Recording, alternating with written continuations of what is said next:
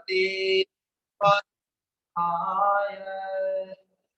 ओम नमो भगवते वासुदेवाय। नारायणं नमस्कृत्य नरं चैव नरोत्तमं देवीं सरस्वतीं व्यासं ततो जयमुदीरयेत्।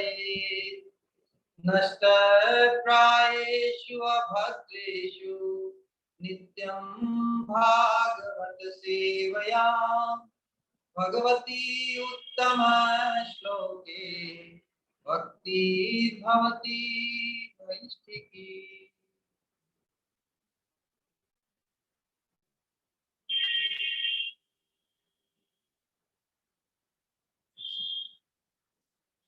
आवाज अलग आवाज आ रही है कि सो रही?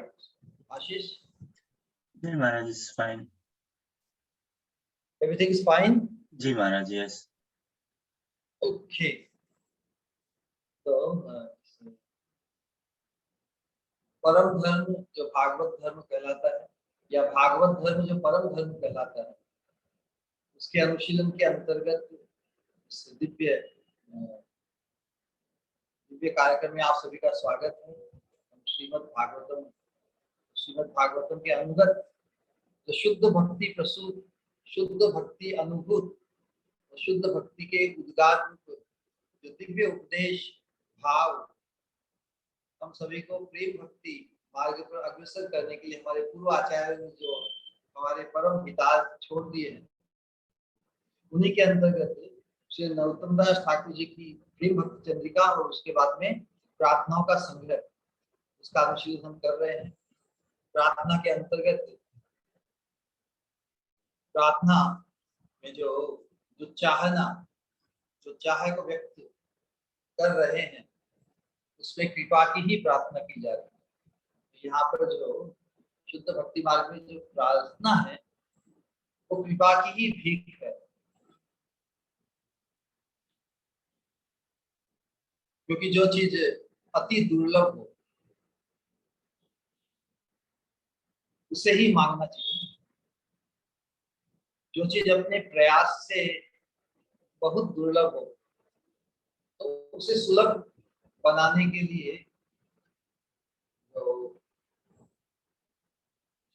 उत्कंठा और अपनी नितांत अयोग्यता को व्यक्त करते हैं। नितांत अयोग्यता और नितांत अक्षमता, इनकैपेसिटेटेडनेस, not only utterly unqualifiedness, उसके अंतर्गत अपनी अक्षमता को व्यक्त करते हुए भगवान की परम करुणा को आकृष्ट करने का जो साधन है वो प्रार्थना है। तो ये जो प्रार्थना है क्रंदनमय पुकार है। क्रंदनम यदि जानासी क्यों दूरे करुणागम। यदि प्रार्थना का ढंग, प्रार्थना तो धर्म के अंतर्गत भी हम धर्म अर्थ काम मोक्ष को लेकर लोग प्रार्थना करते हैं भगवान से, लेकिन यहाँ पर जो प्रार्थना का जो स्तर है, प्रार्थना का जो स्वरूप है, प्रार्थना का जो भाव है, वो एकांतिक भगवान की सेवा प्राप्त करने के लिए, भगवान को सुखी करने के लिए, भगवान की सुख में स्वयं को सम्मिलित करने का अवसर, सौभाग्य, कृपा प्राप्त करने के लिए प्रार्थना। तो चाह, जो चीज, जिस चीज का अभाव यहाँ पर,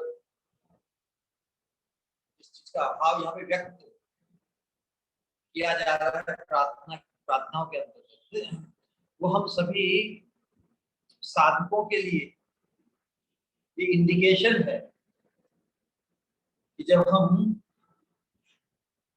दिव्य स्थिति में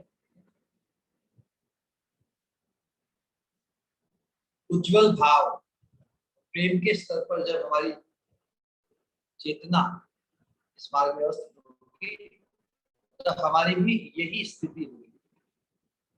तो वर्तमान में हम जितनी प्रगति करते हैं, जितनी साधना करते हैं, उसके माध्यम से और यहाँ पर जिस प्रकार का प्रार्थनाओं में निरूपण किया गया है, हमारे पूर्व आचार्यों ने, श्रील प्रभुपाद जी ने, हमारे गुरु महाराज जी ने, नरोत्तम दास ठाकुर जी की जो प्रार्थना और प्रेम भक्ति चंद्रिका है, इसका अनुशीलन करने के लिए यदि कोई कृष्ण चेतना के मार्ग में बहुत उन्नत होना चाहता है, श्रेष्ठ भक्त, शुद्ध भक्त बनना चाहता है, तो ये शुद्ध भक्ति के सोपान पर अवस्थित जो अवस्था है, स्थिति है साधक की, यहाँ तो नरोत्तम दास ठाकुर जी तो स्वयं सिद्ध हैं, स्वयं मंजरी रूप को प्राप्त है, क्योंकि हम साधकों के लिए जिस प्रकार उन्होंने एक इस धरा धाम पर आकर, भगवान के पार्षद होते हुए भी इस धरा धाम पर आकर एक साधक के रूप में किस प्रकार अपने जीवन को व्यतीत किया, साधक के रूप में जिन भावों को, जिन उद्गारों को व्यक्त किया, वो हम सबके लाभ के लिए। तो पिछली प्रार्थना में हमने पाया कि उन्होंने वृंदावन के जो 3 मुख्य ठाकुर जी है, श्री गोविंद, गोपीनाथ, मदन मोहन, श्री गोविंद देव उनकी प्रतिष्ठा की श्री रूप गोस्वामी ने, गोपीनाथ और मदन मोहन, तो जो संबंध, अभिधेय, प्रयोजन, 3 चीज है ना, परमार्थ के मार्ग पर 3 वस्तुओं को समझना होता है। संबंध ज्ञान, उसके बाद में अभिधेय, जब हमारा किसी के साथ संबंध स्थापित होता है या संबंध की जागृति होती है, तो उस संबंध को निभाने के लिए, उस संबंध को परिपक्व करने के लिए जो कर्तव्य, जो कार्य अपेक्षित होता है, कर्मणा मनसा वाचा, अपने मानसिकता से, अपने चिंतन से, अपनी वाणी से और अपनी इंद्रियों को किस प्रकार उपयुक्त किया जाए, उसे कहते हैं अभिधेय। अभिधेय अर्थात अभिधा वृत्ति, सहज वृत्ति, आत्मा की जो सहज वृत्ति है वो भक्ति है। उसी प्रकार जब हम साधक भक्ति को अंगीकार करते हैं, तो कर्मणा मनसा वाचा, जो हमारा कर्तव्य बनता है, उसे ही अभिधेय करते हैं। तो भक्ति, ये अभिधेय, भक्ति साधन है उस रूप में, साधन भक्ति के रूप में। तो फिर भक्ति करके, भक्ति परिपक्व होकर सिद्ध अवस्था में जो प्रेम की अवस्था प्राप्त होती है, वही प्रयोजन है। क्योंकि प्रेम के बिना हम भगवान के माधुर्य का आस्वादन नहीं कर सकते। अल्टीमेटली जीने का मकसद क्या है किसी के भी, कोई किस लिए जिए, किस लिए कुछ भी कोई प्रयास करे, हमारे जीवन का सार क्या है, हमारे जीवन का तत्व क्या है, हमारे जीवन का तथ्य क्या है। तत्व शब्द यही अपभ्रंश होकर तथ्य बना है। तत्व की बात कहो, बोलचाल में भी कहते हैं कि भाई तथ्य क्या है, आप जो बहुत कुछ कह रहे हैं उसकी सार बात क्या है, मुख्य बात तो आई नहीं। तो तत्व से तथ्य, तथ्य से सार, सार को इंग्लिश में कहते हैं एसेंस, मूल वस्तु, मुख्य वस्तु क्या है। तो हम जितना भी प्रयास करते हैं जीवन में, जो जी भी रहे हैं सुख का अनुभव करने के लिए ना, तो सुख ही जीवन का सार है। और भगवान भी परम सुख स्वरूप, इसलिए भगवान ही परम तत्व है। तो तत्व क्या हुआ, इस चीज पर थोड़ा मनन करना। भगवान भी जो कहते हैं, जन्म कर्म च मे दिव्यम एवं यो वेत्ति तत्वतः है। तत्वतः मतलब in essence, in ultimate conclusion. What is the conclusion of anything? The conclusion of anything is sukh, the experience of happiness, आनंद आस्वादन, माधुर्य आस्वादन, सुखी होना, यही हम सबका मकसद है।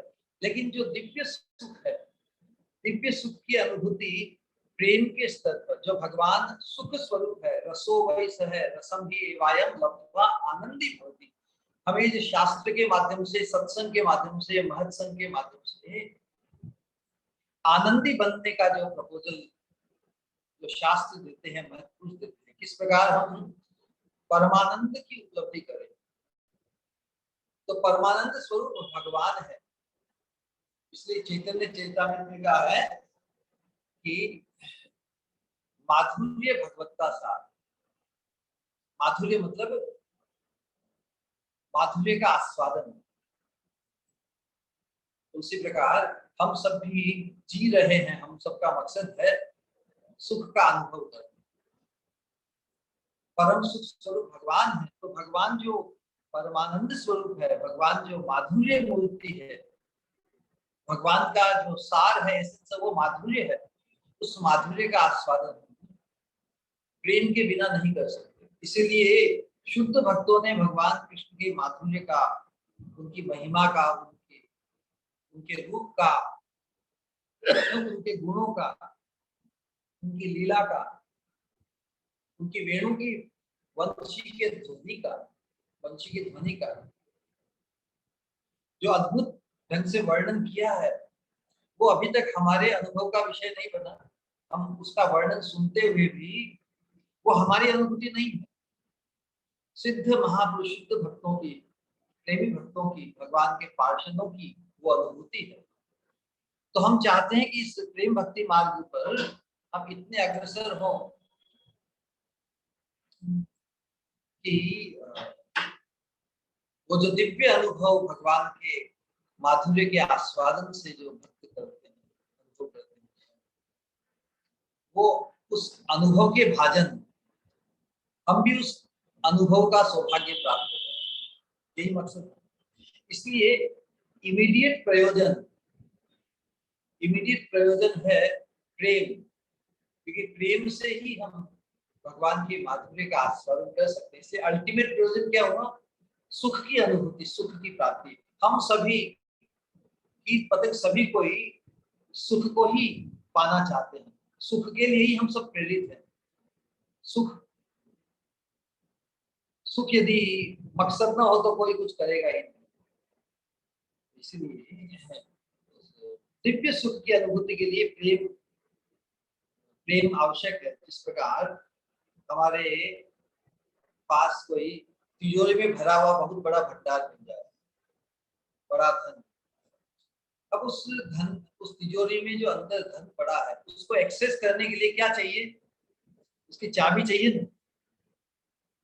चाबी के बिना तो वो उस धन को प्राप्त नहीं किया जा सकता। धन पड़ा है फिर भी किसी काम का नहीं, उसमें कितना कितना कैलकुलेशन, कितना धन, सब कुछ है, लेकिन उस तिजोरी की चाबी ही नहीं हो प्राप्त, तो उसका उपयोग नहीं किया जा सकता। उसी प्रकार प्रेम के बिना हम भगवान के माधुर्य का कितना भी वर्णन सुन ले, कितना भी जिन्होंने उसका अनुभव किया, जिस प्रकार जिन्होंने रसगुल्ले का आस्वादन किया है, रबड़ी और रसमलाई का आस्वादन किया है, वो कितना ही वर्णन पुस्तकों में कर दे, लेकिन उसके सुनने मात्र से क्या हमें वो आस्वादन मिल जाएगा?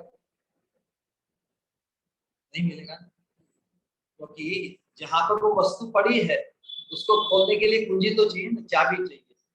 तो ये भगवत प्रेम का स्तर है, ये हमारा भगवान के प्रति आकर्षण कितना बढ़ा देता है।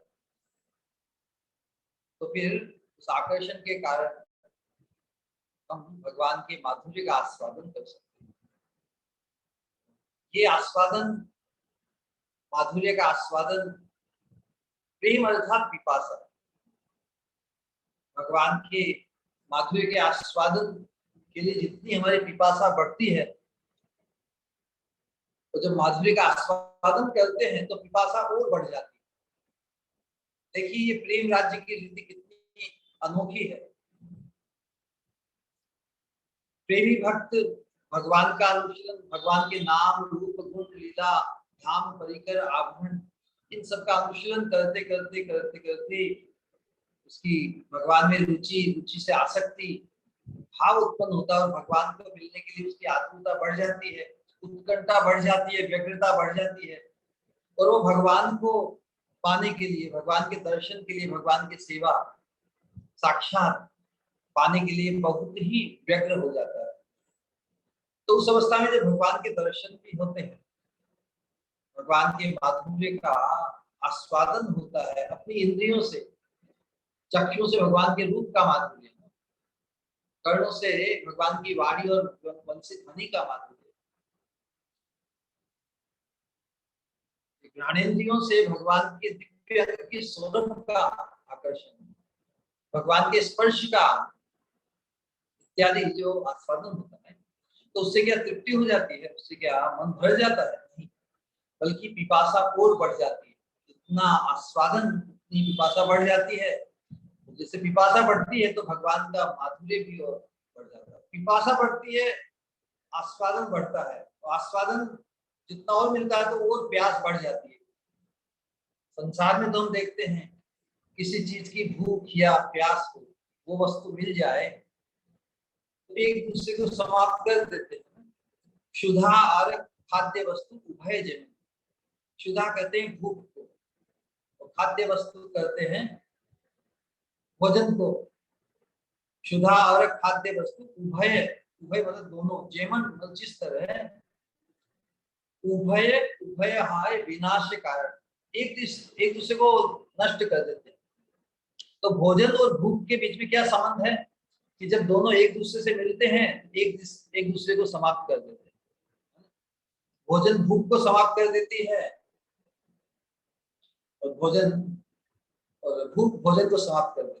लेकिन प्रेम राज्य यही रीति अति विलक्षण विलक्षण है कि उभय उभय होय वर्धन कारण, जो प्रेम पिपासा है, जो भगवान के माधुर्य के को आस्वादन करने की जो प्यास है, पिपासा है, भूख है, व्यग्रता है, उत्कंठा है, लालसा है, वो भगवान के माधुर्य के आस्वादन को बढ़ा देती है। तो जैसे ही आस्वादन होता है तो पिपासा शांत नहीं होती, बल्कि पिपासा और बढ़ जाती है। तो उस दृष्टिकोण से वृंदावन में जो श्री गोविंद देव, श्री गोपीनाथ और मदन मोहन, इन तीनों की करुणा की कामना नरोत्तम दास ठाकुर आज की प्रार्थना में कर रहे हैं। पिछली त्रिपदी में भी श्री गोविंद गोपीनाथ कृपा करी राखो निज पदे, अपने चरणों में आश्रय पाने के लिए उन्होंने यह अभिलाषा व्यक्त की थी।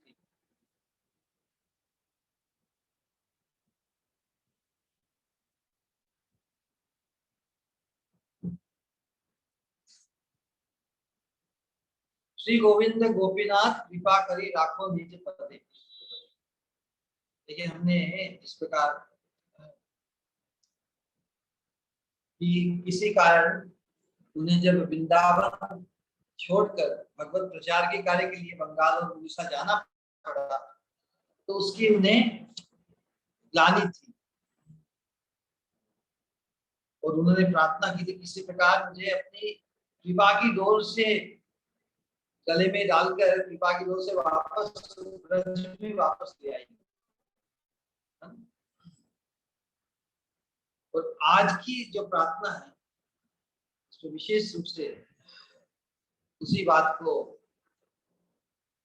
दोहरा रहे हैं कि दैन्य अवस्था को प्रकाशित करते हुए हमारा भी भगवत धाम के प्रति किस प्रकार का आवेश, किस प्रकार का आकर्षण,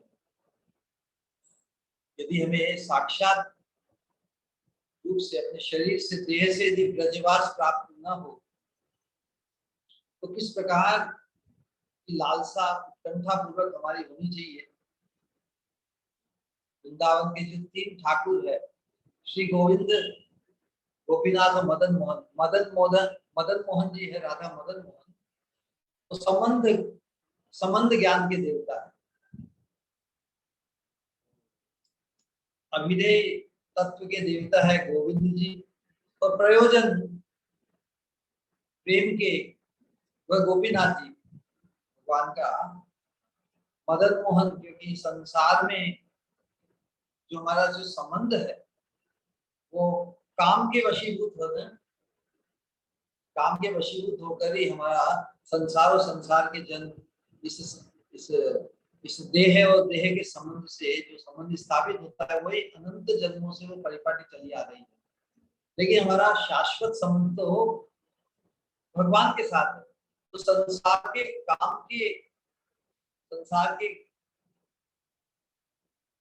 काम के कारण जो संबंध है उससे ऊपर उठने के लिए जो भगवान मदन मोहन, मदन अर्थात काम, जो मदन को भी मोहित करते हैं, भगवान का आकर्षण इतना प्रबल है। कंदर्प कोटि कमनीय, कोटि काम देवों को भी वो सौंदर्य में अपने माधुर्य से परास्त कर देते हैं। तो भगवान श्री कृष्ण के प्रति इस प्रकार का आकर्षण स्थापित हो तो हमारा भगवान के साथ संबंध स्थापित होता है। यस, संबंध अर्थात आकर्षण, कनेक्शन। तो भगवान के साथ जो कनेक्शन है उस कारण जो दिव्य काम है, तो मदन मोहन जी हमारे संबंध देवता है, संबंध तत्व के। हम जो भक्ति कर्मणा मनसा वाचा भगवान की भक्ति प्रस्तुत करते हैं, हृदय से ही है ना। भक्ति का स्थान कहाँ है? हमारी चेतना, कॉन्शियसनेस, हृदय। तो हृदय के साथ जिनके साथ संबंध है कृष्ण भगवान के साथ, उनका नाम है श्री गोविंद जी, अभिदय देवता। अल्टीमेटली जो प्रयोजन तत्व है गोपीनाथ जी, क्योंकि हम जिस गोपी भाव की उपासना विशेष रूप से मंजरी भाव साधना है, क्या है गोपी भाव में, गोपियों में भी जो कृष्ण प्रेम का परम स्तर है, जिनका झुकाव राधा रानी के चरणों के एकांतिक आश्रय, यही जिनकी स्प्रिया है, तो मंजरी भी गोपी है। तो हम भी उस दिव्य अपने मंजरी रूप, गोपी रूप की प्राप्ति के लिए ही हमारी साधना है। तो उसके अंतर्गत क्योंकि भगवान अनंत गोपियों द्वारा विलसित है, अनेक प्रकार की अलग अलग गोपियां हैं, तो उन्हीं गोपियों के अंतर्गत हमारी भी स्थिति एक मंजरी के रूप में, राधा की अनुदासी, किंकरी, अंतरंग चिंतन, हमारा भाव उसे पुष्ट करना है। तो इसलिए प्रयोजन तत्व के देवता है राधा गोपीनाथ। राधा के देवता है, राधा गोविंद देव अभिदय के देवता है, भक्ति। और जो प्रयोजन है प्रेम प्राप्ति, अर्थात हमें हमारे गंतव्य की प्राप्ति, परम गंतव्य की प्राप्ति गोपी भाव, मंजरी भाव से सिद्ध होगा, उसके देवता गोपीनाथ। कृष्ण भगवान के तीनों नाम है, मदन मोहन, श्री गोविंद, गोपीनाथ। तो आज की त्रिपदी में बता देंगे मोर प्रभु मदन गोपाल गोविंद, गोपीनाथ दया करो मुझी अध मेरे। संसार सागर माझे पडिया रयाची नाथ, कृपा डोरे बांधी लहो मोरे। अधम चंडाल आम्ही दयार ठाकुर तुम्ही, शुनियाची वैष्णवेर मुखे। हे बड़ो भरसा मने लैया फेलो वृंदावने, वंशी वट जिनु की सुखे। कृपा करी आगु गिरी लहो मोरे केशे धरी, श्री यमुना देहो पद छाया। अनेक दीनेर आश नहीं जेनो नहीं राश, दया करो ना करी हौ माया। अनित्य देह धरी आपन आपन करी, पाछे पाछे शम निर्भय। नरोत्तम दास भणे प्राण कांदे रात्रि दिने, पाछे ब्रजे प्राप्ति नाही है। बहुत बुरी भाव है, लेकिन हमारे गुरु वर्ग, गुरु आचार्यों की, आचार्यों ने जिस प्रकार आंतरिक भाव से इन पंक्तियों को हृदयंगम किया है, आत्मसात किया है, और हमारी सहज सरल समझ के लिए उन्होंने जो विस्तार किया है, उसी के अनुगत्य को अंगीकार करते हुए हम इस प्रार्थना का थोड़ा विस्तार करेंगे। तो हमने जिससे वर्णन किया कि नरोत्तम दास ठाकुर जी श्री गोविंद, गोपीनाथ और मदन मोहन, जो वृंदावन के तीन जो मुख्य देवता हैं, उनकी करुणा की कामना कर रहे हैं। तो प्रथम लाइन में जो उन्होंने बोला है कि दया करो मुझी अधम मेरे, मुझ अधम पर आप दया कीजिए। देखिए, दया की भीख कौन मांग सकता है? जो खुद को अधम माने। क्योंकि यदि हम स्वयं को श्रेष्ठ मानेंगे तो श्रेष्ठ व्यक्ति तो कभी भीख नहीं मांग सकता। प्रेम राज्य में यदि में भगवान का सानिध्य प्राप्त करना, भगवान का संग प्राप्त करना, तो हम कितना ही श्रेष्ठ हो जाए, तो जब तक उनकी कृपा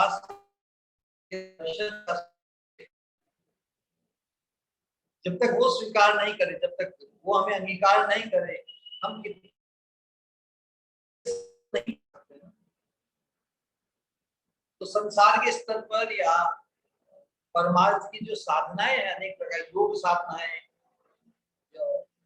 अनेक प्रकार की साधनाएं, भक्ति मार्ग की भी साधनाएं, उसमें हम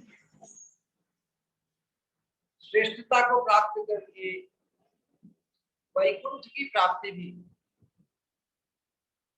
भगवान के वैकुंठ में जो ऐश्वर्य भाव में उनके पार्षद बनकर, द्वारका में उनके द्वारका भाव से भी इस प्रकार मीराबाई ने भजन किया कि मेरे तो गिरधर गोपाल दूसरों में कोई, जाके सिर्फ मोर मुकुट मेरो पति सोई। कोई भगवान को पति के रूप में पाना चाहते हैं तो उनकी गति द्वारका में। लेकिन ये जो प्रेम भक्ति राज्य की जो प्रकाशित यहाँ किया जा रहा है वो ब्रज भाव है। तो ब्रज भाव की प्राप्ति के लिए हमें भगवान की उस विशेष कृपा को प्राप्त करने के लिए, राधा रानी के चरणों के आश्रय को पाने के लिए जो विशेष प्रार्थना है, क्योंकि श्रेष्ठ बनकर भी यदि उसकी प्राप्ति ना हो, कितना ही श्रेष्ठ बन जाए, लेकिन जो चीज हमें चाहिए उसकी प्राप्ति ना हो, तो क्या हम अपने आप को श्रेष्ठ मानकर संतोष ध्यान करेंगे? इसलिए यहाँ पर उस गंतव्य को, परम पद को प्राप्त करने के लिए अपने आप को अधम मानना, अधम हूं तभी तो मुझे वो श्रेष्ठ वस्तु प्राप्त नहीं हुई, इसलिए स्वयं को अधम मान लेंगे। दया करो मुझे अधम मेरे। तो जो कृपा की भी यहाँ पे जब प्रार्थना की जा रही है, उस दैन्य भाव में ही व्यक्त की जा रही है। संसार सागर माझे, संसार सागर के बीच में बढ़िया रैया छी नाथ, कृपा डोरी बांधी लहो मोरे। उस दिव्य सोपान को नहीं पाकर नरोत्तम दास ठाकुर जी स्वयं प्रेम की मूर्ति होते हुए भी, क्योंकि अपने आप को वंचित मान रहे हैं, इसलिए बोल रहे हैं कि वंचित क्या, कि मैं संसार सागर में ही पड़ा हुआ हूं, संसार वासनाओं में ही अभी पड़ा हुआ हूं, इसीलिए तो आपकी वो परम कृपा, आपका सानिध्य, आपकी सेवा की प्राप्ति नहीं हुई। इसलिए आप मुझे कृपा डोरे बांधी रहो मेरे, इसलिए आप अपनी परम कृपा के डोर से मुझे बांध कर इस संसार सागर से मुझे खींच लो। संसार सागर में पड़े हुए नहीं है, संसार की वासना में आसक्ति आप फंसे हुए नहीं है नरोत्तम दास ठाकुर, लेकिन एक साधक जो दिव्य मार्ग पर अवस्थित है, वो अपने आप को ऐसे ही मानता, स्वयं को अधम मानता है। वो सोचता है कि मैं संसार की वासना में ही घिरा हुआ हूँ, इसीलिए भगवान ने अभी तक मुझे प्रेम डोर से मुझे नहीं बांधा। तो ये जो स्वीकृति कर रहे हैं कि अपनी अधमता की या अपनी संसारता की, सांसारिक स्थिति की, भगवान को पुकारने के लिए कि भगवान हाँ मैं वास्तव में पतित हूँ, अधम हूँ, तो उससे अधिक तो पतित नहीं होना है। जब हम, इसलिए प्रार्थना में ये बताया कि जब हम ये एक्नॉलेज करते हैं कि मैं पतित हूँ, मैं अधम हूँ, मैं पापी हूँ, इसका मतलब क्या? फिर हम उससे तो अधिक पतित नहीं होंगे ना, उससे अधिक तो पाप नहीं करेंगे। तो अब एक ही दिशा रह जाती है ऊपर की तरफ। जब व्यक्ति को ऐसा एहसास होता है कि मैं गिर गया नीचे, तो और तो नीचे नहीं गिर सकता ना, जा सकता। अब तो एक ही गति है, ऊपर आना। तो उसी प्रकार भगवान के सामने ये जो बात व्यक्त की है कि भगवान मैं अधम हूँ, आप मुझे कृपा की डोर से, मैं जब पतित हो गया हूँ संसार सागर में, मुझे आपकी कृपा की डोर से खींचो। इसी प्रकार का संबोधन कृष्णदास कविराज गोस्वामी ने भी जो चैतन्य चैतामृत में प्रारंभ में और अंत में अपने जो तीन इष्ट वृंदावन के देव हैं, श्री मदन मोहन, गोविंद, गोपीनाथ, उनके चरणों में भी इस प्रकार की प्रार्थना की थी।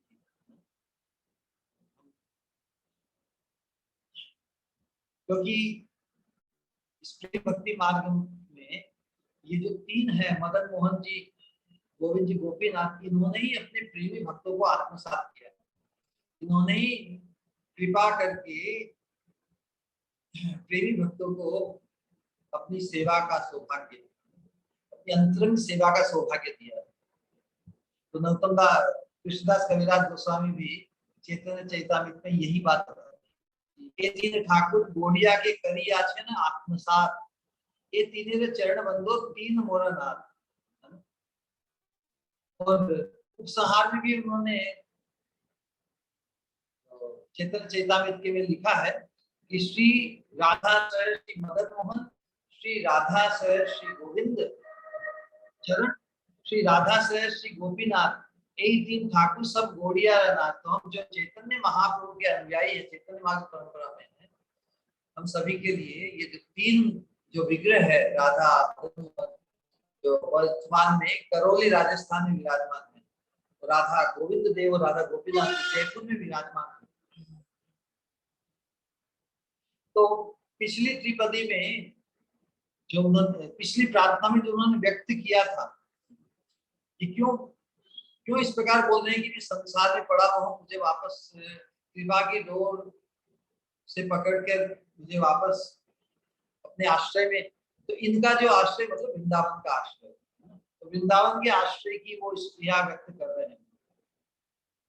इस प्रकार की आत्मग्लानि, अनुताप, रिमोर्स, किसी कारण वृंदावन को छोड़कर मुझे बंग देश, उत्कल देश में जाना पड़ा, लेकिन वो पुनः शीघ्र से शीघ्र वृंदावन आने के लिए बड़े ही उत्कंठित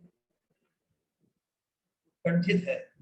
इसलिए भगवान को इन वृंदावन के तीन जो ठाकुर है, जो हम सभी गौड़ीय वैष्णव के नाथ है, उनको प्रार्थना कर रहे हैं बड़े ही दीन भाव से कि मेरा ब्रज भाव संभव नहीं हुआ, मुझे ब्रज को छोड़ के जाना पड़ा। भले ही वो दिव्य काम अपने गुरु आज्ञा और महत आज्ञा को पाकर ही भगवान के ही कार्य को संपन्न करने के लिए जीवों में भगवत भक्ति और शुद्ध भक्ति का प्रचार हो, उसी के तो आचार्य है ना ये नरोत्तम दास ठाकुर जी, श्यामानंद प्रभु, श्रीनिवास आचार्य, तीनों को श्री जीव गोस्वामी ने ग्रंथों को लेकर बंगाल उड़ीसा प्रचार के लिए भेजा। तो गुरु आज्ञा तो अभी विचार किए बिना ही पालन करनी चाहिए, लेकिन इनको वृंदावन और वृंदावन के जो तीन ठाकुर उनमें बड़ी ही आसक्ति हो गई, इसलिए दीन भाव को व्यक्त करके कह रहे हैं कि मैं वास्तव में अधम हूं कि मुझे वृंदावन छोड़ना पड़ा। वृंदावन छोड़ने की इन्हें इतनी ग्लानि है, इतना अनुताप है। तो तीनों से ही प्रार्थना की मुझे पुनः वापस ब्रज में वापस बुला दीजिए। हा गोविंद गोपीनाथ मदन मोहन, दया करो मुई अध मेरे, संसार सागर माझे पड़िया रैया छी नाथ, कृपा डोरे बांधी लहो मोरे। तो ये अतृप्ति भले ही उनके चित्त में, हृदय में वृंदावन ही छाया हुआ है, फिर भी साक्षात भाव से वृंदावन में ही पुनः आने की उनकी जो स्पृहा है बड़ी प्रबल है।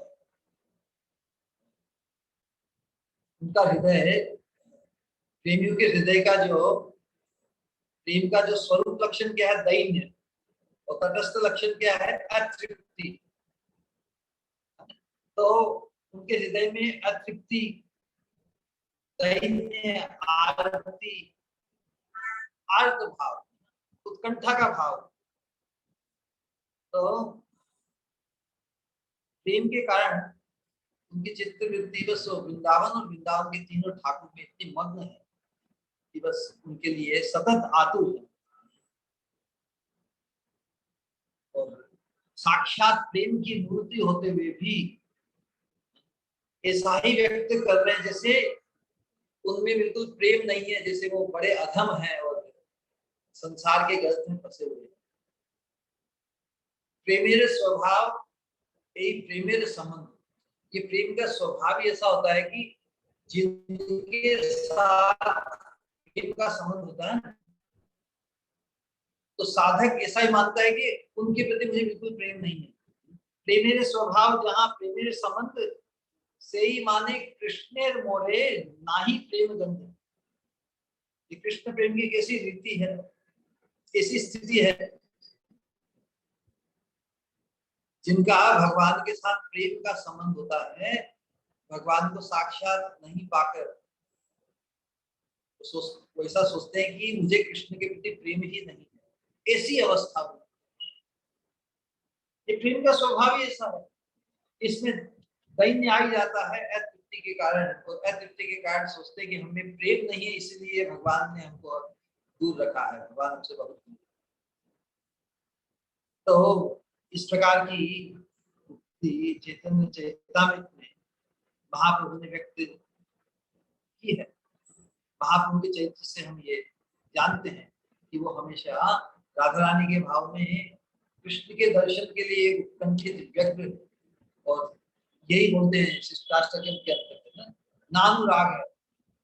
नाम नामकारी बहुधा निज सर्वशक्ति तत्रार्पित नियमित स्मरणेन काल तादृशी तव कृपा भगवन् ममापि दुर्दैवमिदृशमिहा जनिनानुराग।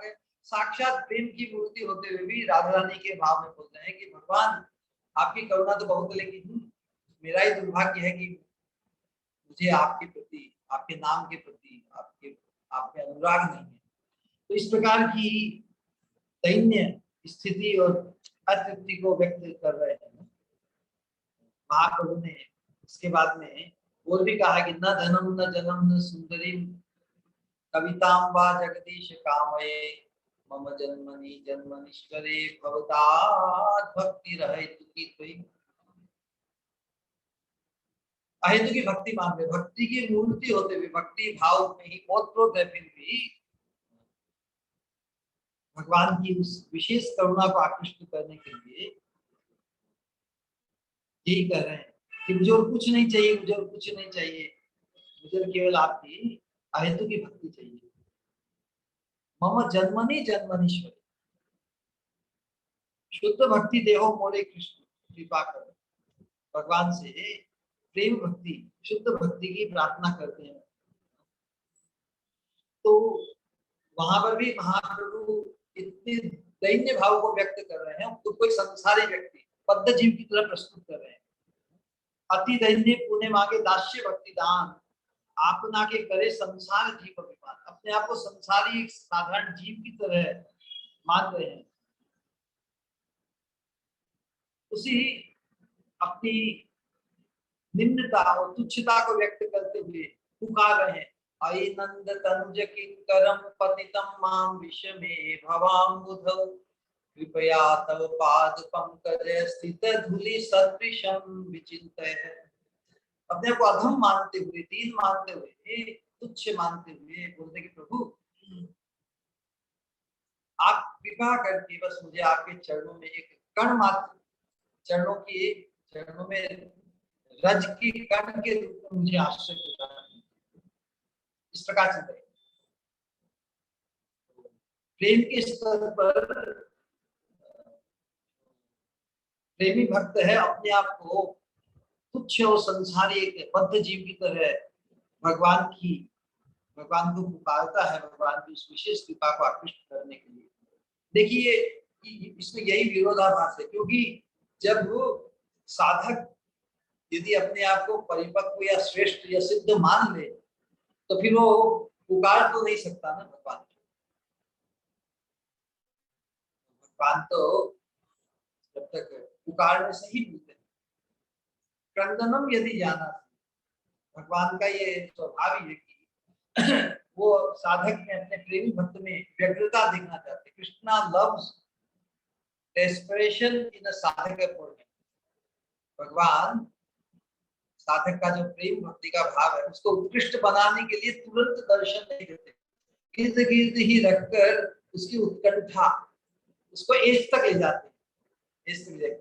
कितना मेरे लिए तड़प, कितना मेरे लिए आतुर होता है। तो भगवान प्रेम भक्ति की जो सौरभ भक्त के हृदय में जो खिलती है उसकी गंध से एकदम आकृष्ट होकर फिर भक्त की तीव्र उत्कंठा से फिर अपने आप को दूर नहीं रख पाते। इसलिए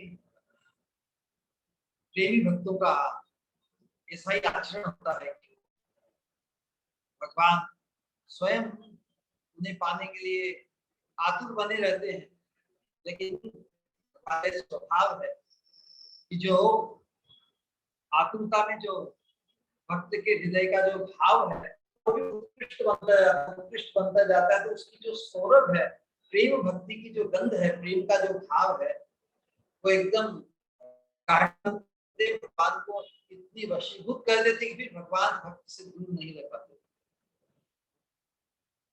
इसलिए यहाँ पर जो बात व्यक्त कर रहे हैं कि अपनी दीन अवस्था को व्यक्त करते हुए कह रहे हैं कि मैं तो दीन संसार में गिर गया हूं, लेकिन आप अपनी कृपा की डोर से मुझे खींच लीजिए। मुझ जैसे महाआवेश पर आप करुणा कीजिए। संसार सिंधु में मैं पड़ा हुआ हूँ, कृपा डोर से बांधकर कहाँ ले आइए मुझे? श्री वृंदावन। श्री वृंदावन में आपके श्री चरणों में आश्रय दे दीजिए। तो मैं वृंदावन से तो वंचित हो गया, तो आप अपनी कृपा डोर से मुझे वापस खींचकर अपने चरणों के आश्रय दीजिए। मतलब वृंदावन में पुनः आपके चरणों की सेवा की का आश्रय दीजिए।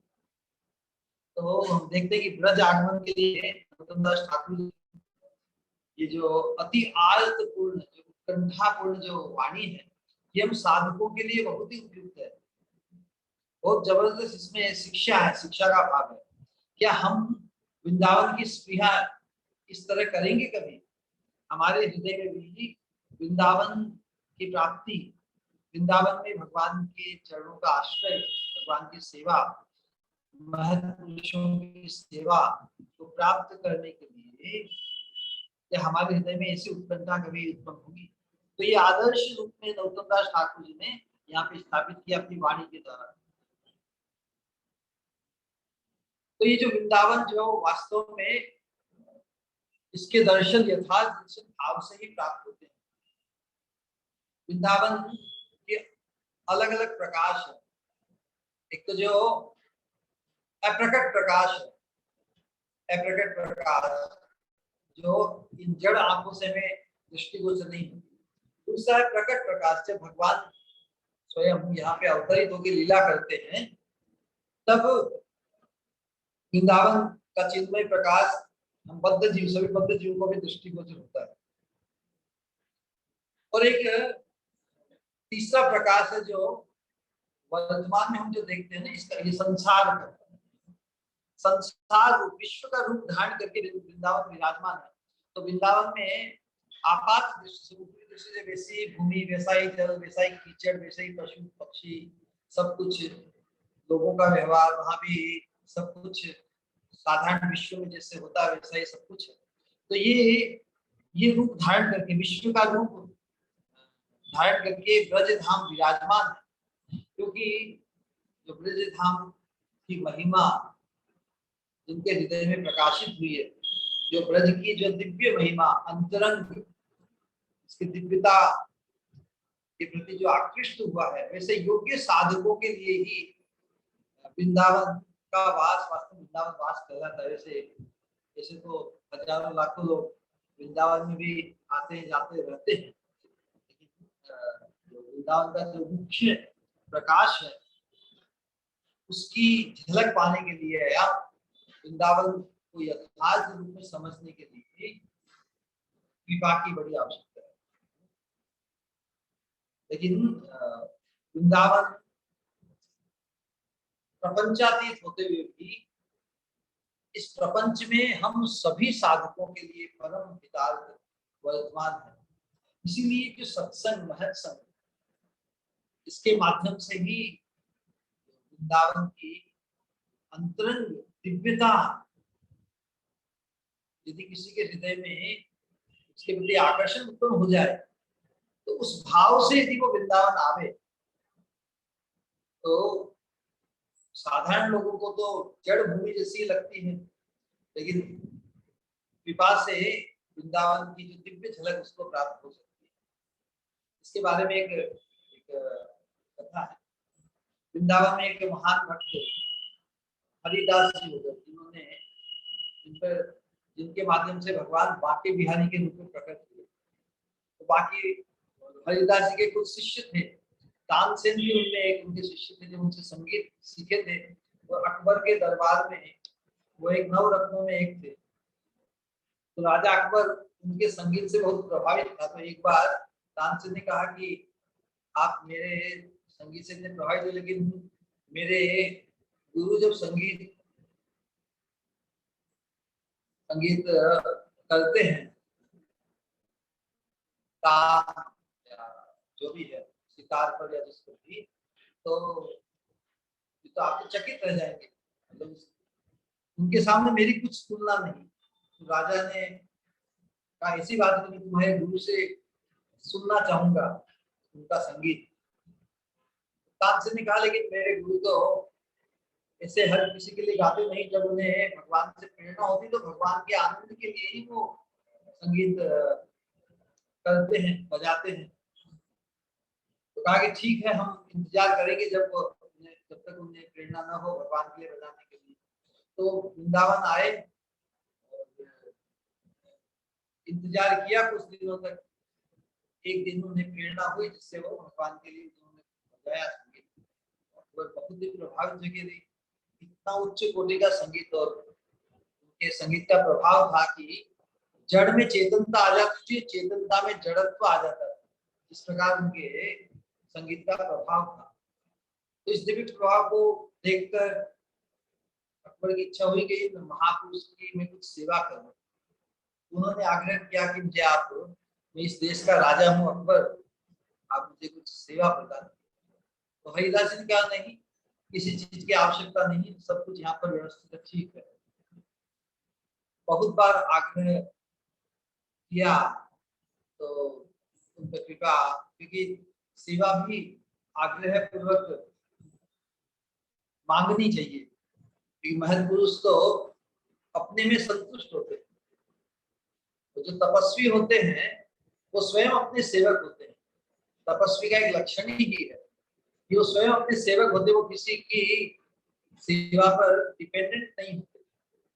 साधना में यदि हम अपने प्रयोजन के लिए अपना कार्य खुद ही नहीं संभाल सके तो फिर उसमें बहुत विघ्न आता है। इसलिए जो साधक होते हैं प्रेमी, प्रेम धर्म में भी सभी तपस्वी प्रकार के, तो उन्होंने कहा कोई चीज की आवश्यकता नहीं। लेकिन जब बहुत आग्रह किया तब हरिदास जी ने राजा अकबर को कहा ठीक है, आप सेवा करना ही चाहते हैं तो केशी घाट की जो एक दीवार है वो टूट गई है, उसकी मरम्मत करा दीजिए। तो राजा अकबर को थोड़ा विचित्र लगा। उन्होंने कहा कि मैं पूरे भारत का राजा हूं और आप मुझे इस छोटी सी सेवा ही देंगे, मुझे कुछ विशेष सेवा का लाभ दीजिए। तो हरिदास जी ने कहा नहीं, अभी वही सेवा की आवश्यकता है, आप चाहे तो कर सकते हैं। तो ठीक है, महापुरुष के सामने विवाद ज्यादा करना नहीं होता है। तो जब वो बीरबल के साथ तानसेन के साथ जब केशी घाट पर पहुंचे, केशी घाट की जब जा रहे थे तो थोड़ी दूर से जैसे केशी घाट की जो दीवार और केशी घाट दृष्टिगोचर हुआ तो देखते जो टूटी हुई जो दीवार है वो दिव्य रत्नों से चमक रही है, मिनरल, पर्ल्स, डायमंड्स, सैफरन से। राजा को दर्शन जाएगा नहीं। इतनी बड़ी दीवार जो टूट गई है वो तो हीरो पन्नो जवाहर से बनी हुई है। मेरा पूरा खजाना खाली हो जाए तो भी इस बड़ी दीवार की मरम्मत नहीं। तो जब उनको महत पुरुष की कृपा से ये झलक दिखी तब वो आके उनके चरणों में उतर के भगवान आपने मुझे धन्य किया। तो इसी प्रकार हम यही बता रहे हैं कि वृंदावन का जो वर्तमान जो संसार का जो विश्व प्रकाश, विश्व रूप को धारण करके जो वृंदावन विराजमान है वो अनधिकारी लोगों को वहां से दूर रखने के लिए ही किया। लेकिन जो सत्संग के माध्यम से वृंदावन की दिव्य महिमा का भाव का संवरण करेंगे अपने हृदय में, तो वैसी ही भावना से यदि वृंदावन जाएंगे, वृंदावन का वास करेंगे तो भगवान की कृपा से, महत पुरुष की कृपा से उन्हें भी वृंदावन का दिव्य प्रकाश दिख जाएगा। फिर तो वो वृंदावन परम दृष्टा निवृत्त, फिर तो वृंदावन में अनुरक्त होने में कोई बाकी नहीं रहेगा। तो फिर तो वो वृंदावन वो कभी नहीं छोड़ पाएगा। तो जिस प्रकार वृंदावन चिन्मय है, भौतिक जगत में अवस्थित है, जिस प्रकार भगवान भी चिन्मय है, लेकिन हम इस नश्वर देह में हमारे साथ अवस्थित है कि नहीं? ये पंच भौतिक शरीर हमारे संसार का ही है ना, संसार के पंच भूतों से बना हुआ है। तो इसमें भी जिस प्रकार परमात्मा रूप से भगवान विराजमान है ना, जड़ में भी परम चैतन्य रूप परमात्मा विराजमान है, इससे स्पर्श नहीं है। जिस प्रकार शरीर का नाश होता है तो परमात्मा का या जीवात्मा का नाश नहीं होता ना। शरीर में अवस्थित होते हुए भी शरीर के नहीं भगवान या परमात्मा रूप से या जीवात्मा भी। तो उसी प्रकार इस संसार में अवस्थित करते हुए भी संसार में दृष्टिगोचर होते हुए ब्रज धाम जड़ नहीं है, चिन्मय है। नहीं, जड़ धाम में जिसका शरीर में आत्मा और परमात्मा अवस्थित होते हुए भी जब शरीर नष्ट होता है तब आत्मा और परमात्मा को नष्ट नहीं हो जाते। उसी प्रकार इस जड़ संसार में अवस्थित होते हुए भी वृंदावन जड़ संसार का प्रलय होता है या नष्ट होता है तब भी ये जो चिन्मय ब्रज धाम अपने उसी अवस्थिति में बना रहता है। यही करने का मतलब प्रकृति का प्रलय होने पर भी उसका प्रलय नहीं होता, ये चिन्मय धाम है, उसी स्वरूप में अवस्थान करता रहता है। तो वास्तव में हम जो ब्रज रस की साधना में लगे हुए हैं, मंजरी भाव की प्राप्ति, मंजरी भाव को पुष्ट करते हुए मंजरी रूप की प्राप्ति जो हमारा गंतव्य है, जो हमारी अभिलाषा, जो हमारी स्प्रिया है, एस्पिरेशन है, तो ब्रज धाम में ब्रज धाम जैसा साधन क्षेत्र और कहीं नहीं है।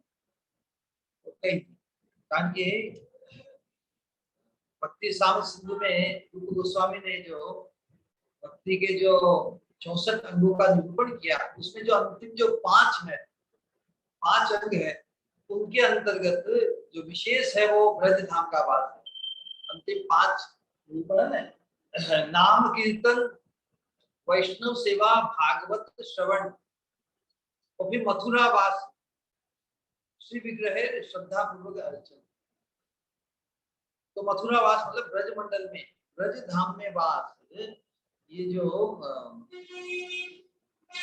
साधन पंचक, महाशक्तिशाली साधक पंचक कौन से याद रखना। कोई प्रश्न पूछे कि महाशक्तिशाली साधक पंचक क्या है भक्ति मार्ग में, तो प्रथम है नाम कीर्तन, जो नाम कीर्तन सतत करता रहे, कीर्तनीय सदा हरि, महाप्रभु ने कहा। नाम कीर्तन वैष्णव सेवा, शुद्ध वैष्णव भक्तों की सेवा का सौभाग्य मिले, भागवत श्रवण का सौभाग्य प्राप्त हो हमें, फिर मथुरावास प्राप्त हो या श्री विग्रह की सेवा की प्राप्ति हो, इनका थोड़ा भी अनुशीलन हमें भगवत प्रेम प्रदान करने वाला है।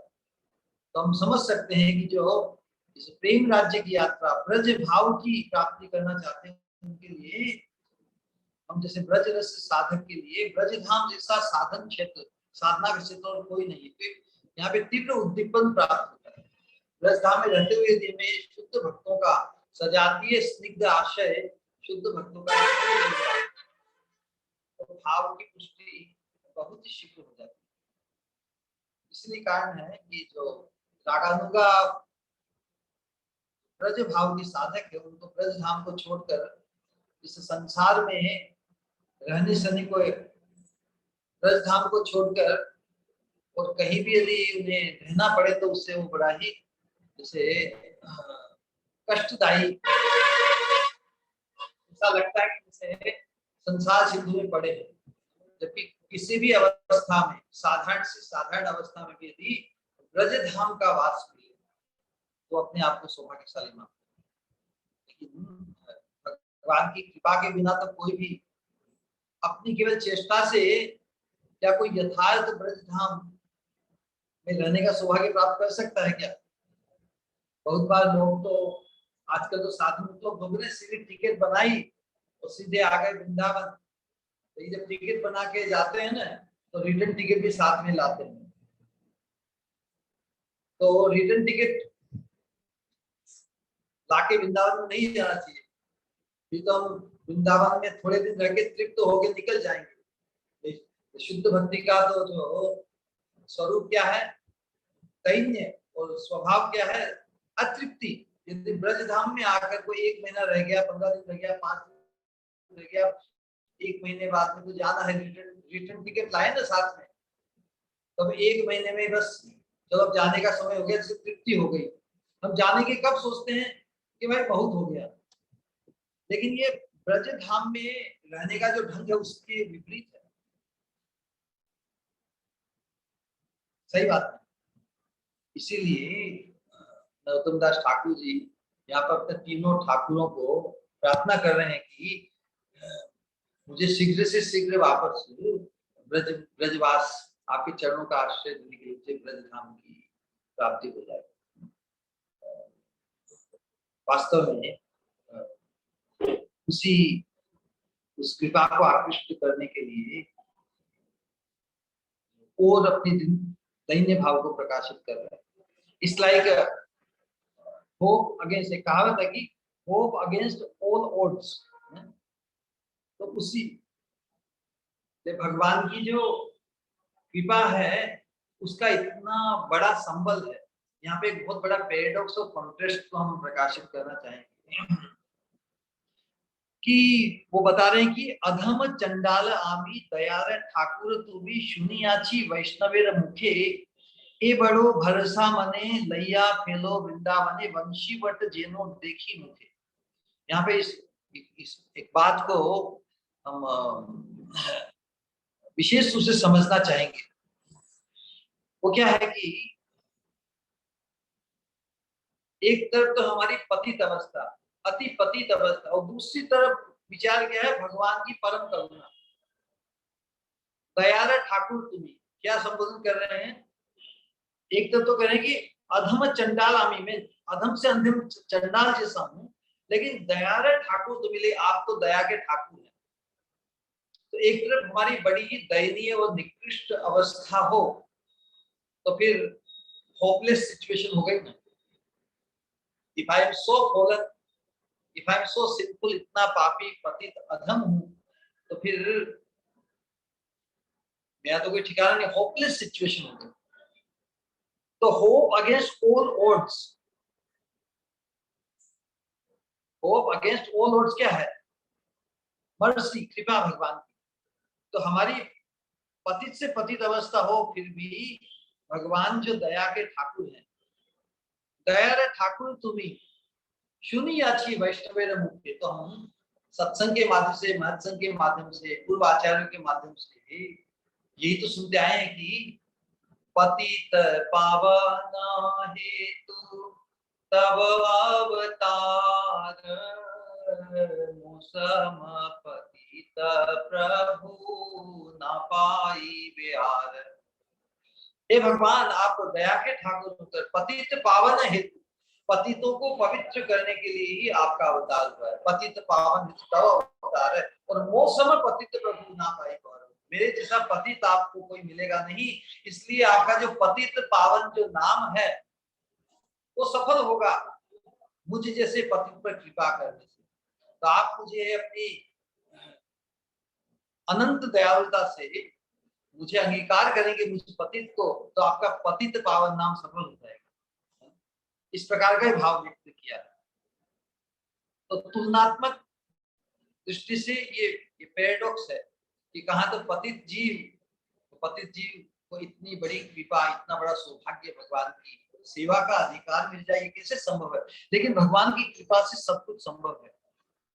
इसलिए यहाँ पर कोई व्यक्ति यदि सौभाग्य से अपने आप को पतित से पतित माने, पापी माने, अनेक प्रकार की असत कार्य, लेकिन भगवान की करुणा का कोई था नहीं।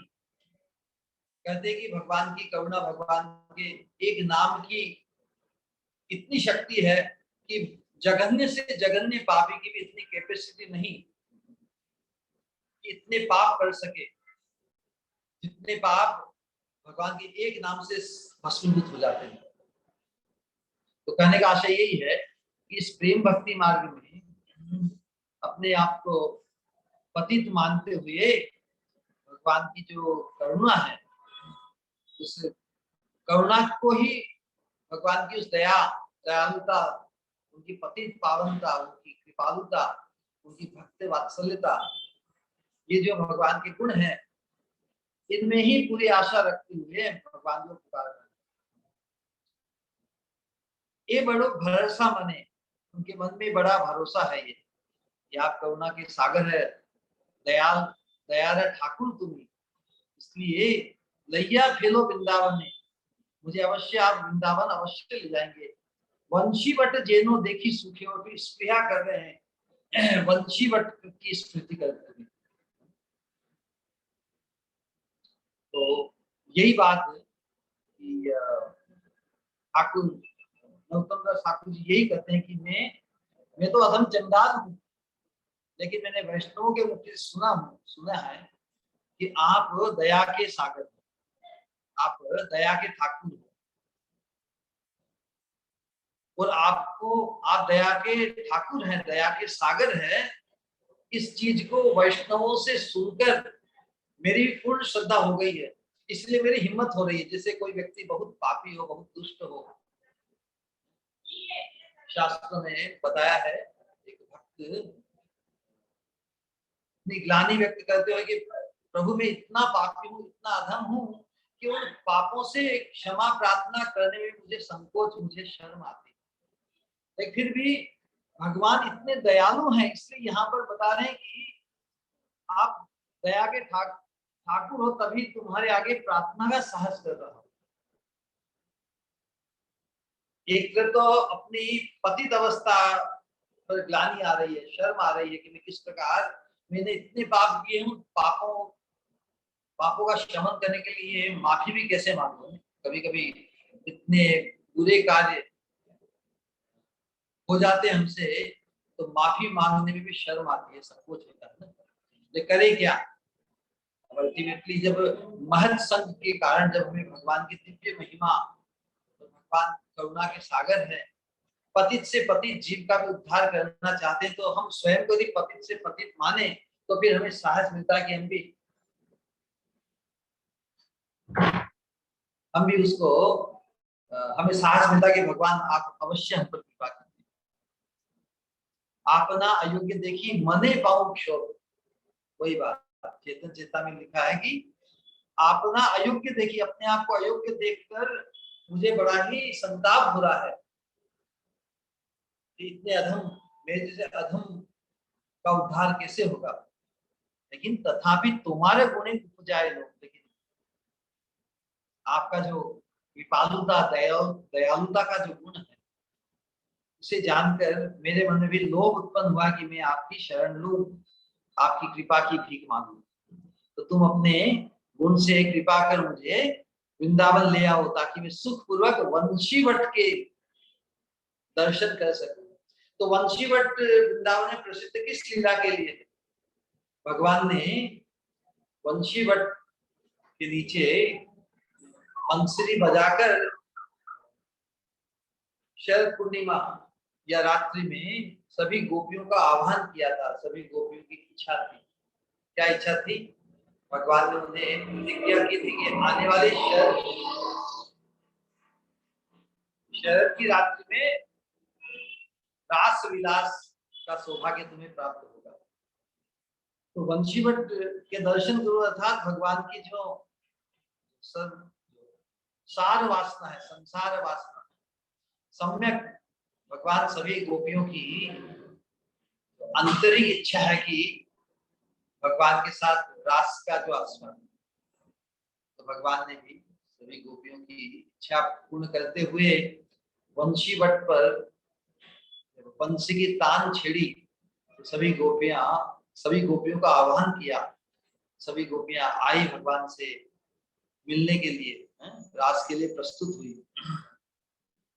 तो वहां पर यही है कि सभी गोपियां आ गई वहां पर।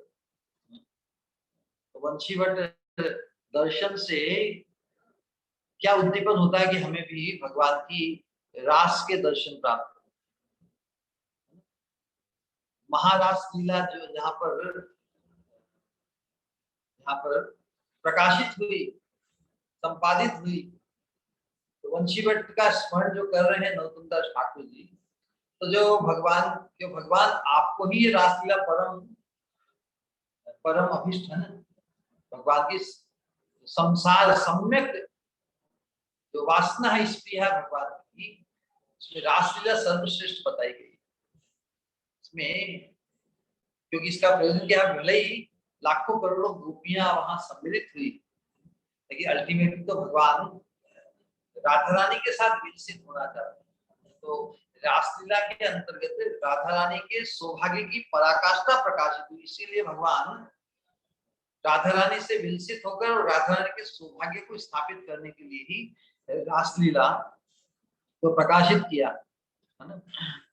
तो वृंदावन की कैसी मनोहर शोभा श्रीमद् भागवत में वर्णन है कि जिस प्रकार शरद पूर्णिमा का चांद खिला हुआ है, सभी जगह वनस्पति और वन उपवन, जमुना जी में एकदम स्वच्छ सुंदर कमल खिले हुए हैं इत्यादि सभी प्रकार का जो दिव्य वर्णन है उस माहौल में, पक्षियों की आवाज और फूल खिले हुए भंवरों का कुंजन, कोयल, सब कुछ इतना अद्भुत जो वातावरण वहां पर उत्पन्न हुआ। भगवान ने जो बंसी की तान छेड़ी ना,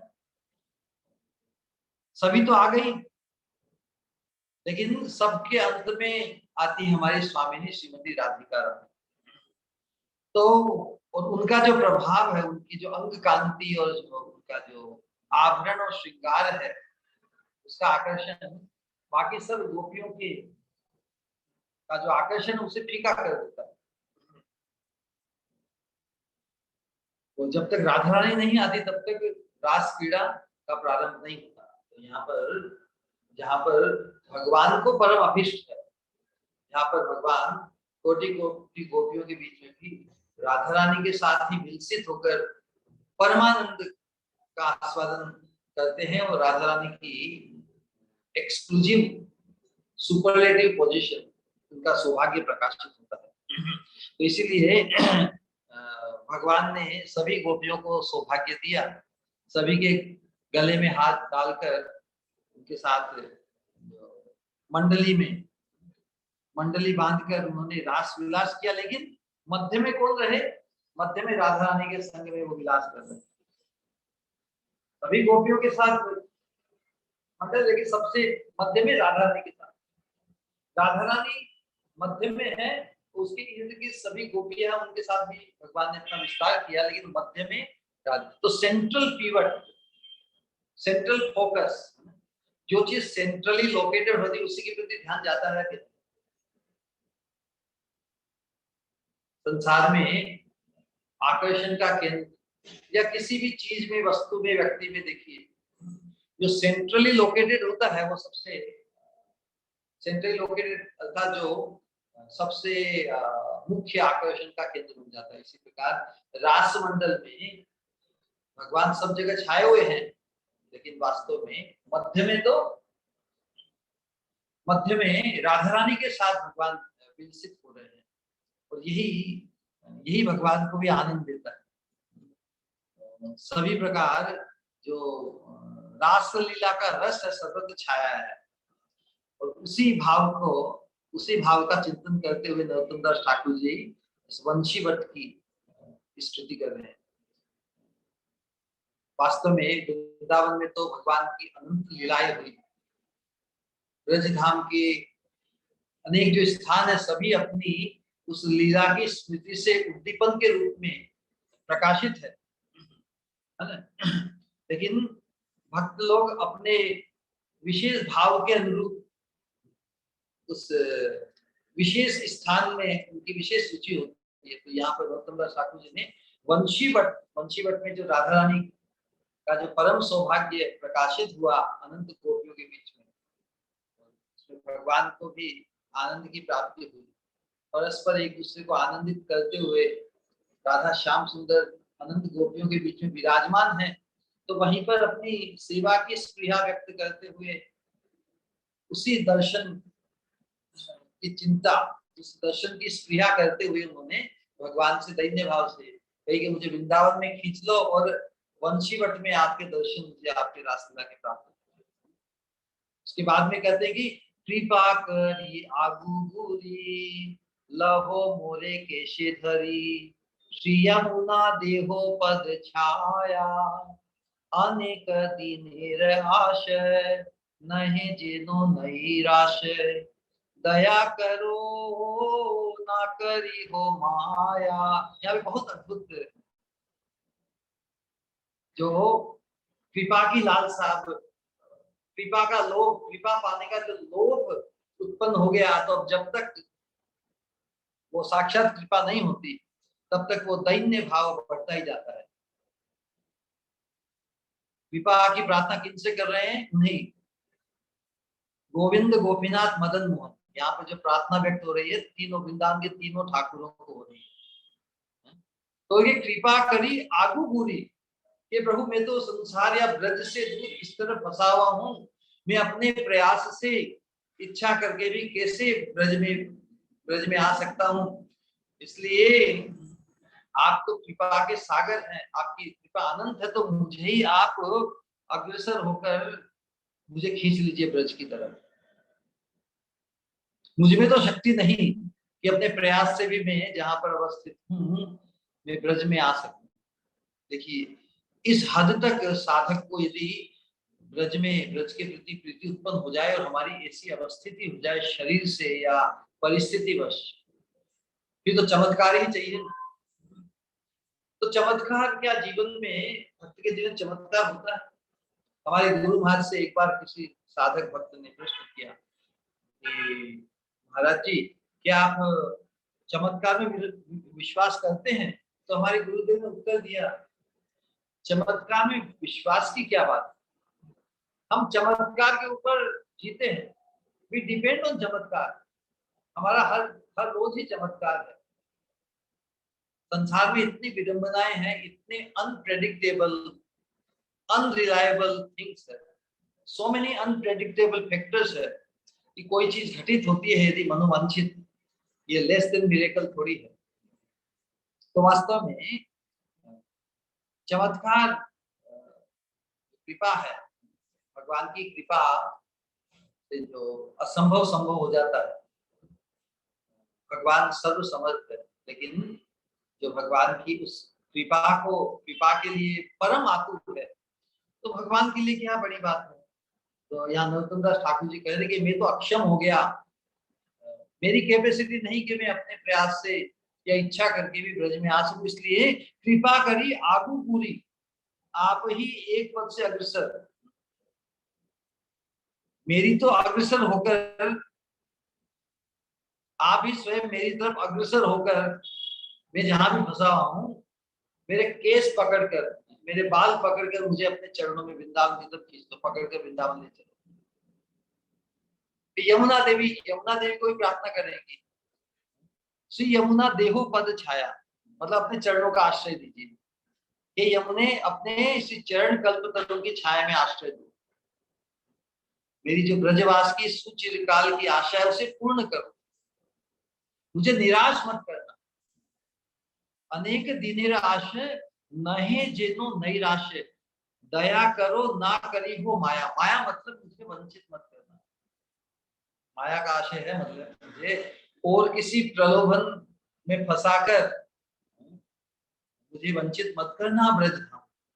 तो ब्रज धाम की प्राप्ति के लिए वो सभी प्रकार की माया के प्रलोभन से भी अपनी रक्षा चाहते हैं। कितना अद्भुत भाव यहाँ व्यक्त किया। मुझे निराश मत करना, दया करके माया मत करना, मेरे साथ कपट मत करना, मुझे और कहीं भटकने मत देना। तो हम जानते हैं कि भगवान की कृपा के संयोग के बिना, जो अति दुर्लभ है, ब्रज धाम की प्राप्ति अति दुर्लभ, ब्रज भाव की प्राप्ति अति दुर्लभ है। लेकिन दुर्लभ वस्तु की जानकारी यदि हमें सत्संग के माध्यम से, महत् संग से प्राप्त हो जाए, तो फिर उस दुर्लभ वस्तु को प्राप्त करने की ही कातर भाव से प्रार्थना भगवान के चरणों में करनी चाहिए। तो भगवान की करुणा का संयोग न हो, भगवान की करुणा के संयोग के बिना हम केवल साधन बल से, अपने प्रयत्न से हमारी जो दिव्य अभिलाषा की पूर्ति नहीं कर सकते। क्यों नहीं कर सकते? यदि साधना से ही यदि दिव्य वस्तु की प्राप्ति हो जाती या श्रेष्ठ वस्तु की प्राप्ति हो जाती, तो फिर तो ये प्रार्थना की आवश्यकता ही नहीं होती। प्रार्थना अर्थात क्रंदन कब करेगा? जब व्यक्ति सभी प्रयास करने के बावजूद भी जिस चीज को हम पाना चाहते हैं वो अति दुर्लभ प्रतीत हो, तभी तो क्रंदन करेगा ना। क्योंकि जब हम किसी चीज को पाने के लिए अपने समय को, अपनी शक्ति को इन्वेस्ट करते हैं, बहुत लागत लग जाती है किसी चीज, तो उसमें अटैचमेंट आ जाता है ना।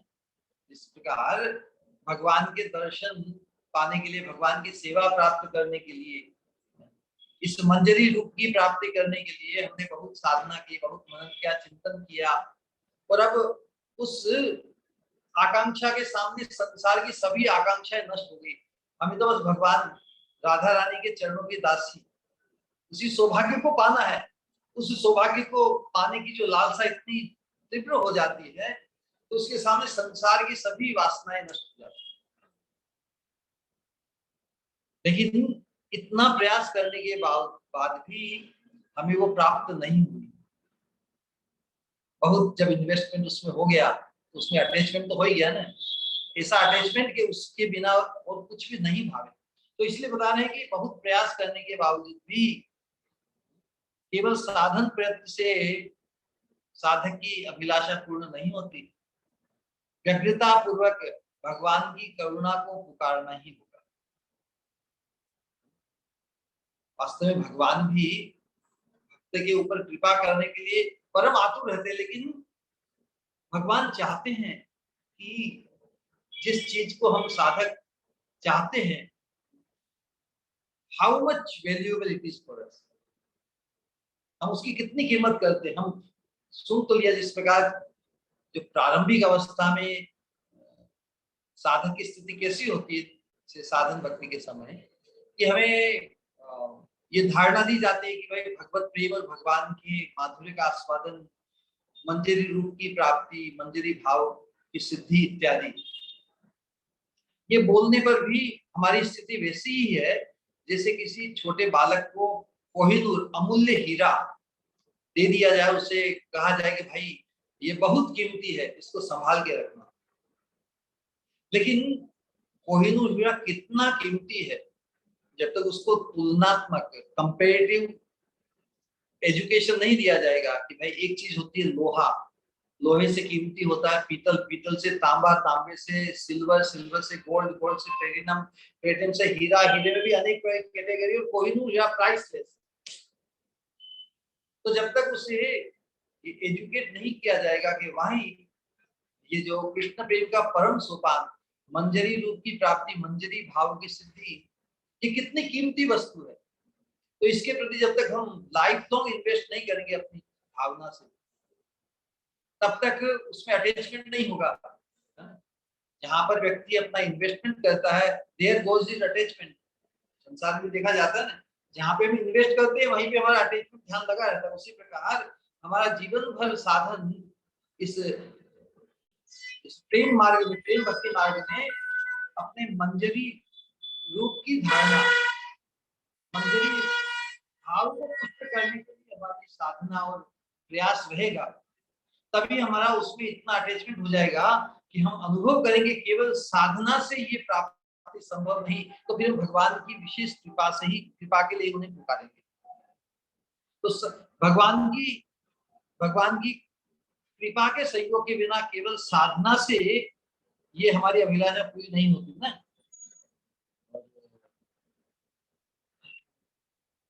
भगवान वास्तव में जब उस प्रेम के स्तर पर साधक आ जाता है तो भगवान स्वयं आतुर रहते हैं उसे उस कृपा उठाने, कृपा द्वारा उसके हमारे हृदय की जो स्प्रिया है, जिसकी लालसा हमारे हृदय में छाई हुई है, उसे पूर्ण करने के लिए भगवान भी आतुर हो जाते हैं और हमारी व्यग्रता के प्रति आकृष्ट और खींचे चले जाते हैं। तो भगवान तो कोई ना कोई बहाना ढूंढते ही रहते हैं। विशेष रूप से हम जो इस कलयुग के जीव हैं, हमारी साधना का क्या बल, क्या हमारे संस्कारों का बल, किस चीज को लेकर हम प्राइड करें, हमारी क्या क्रेडिट है, हमारी तो बैंकक्रप्ट अवस्था है।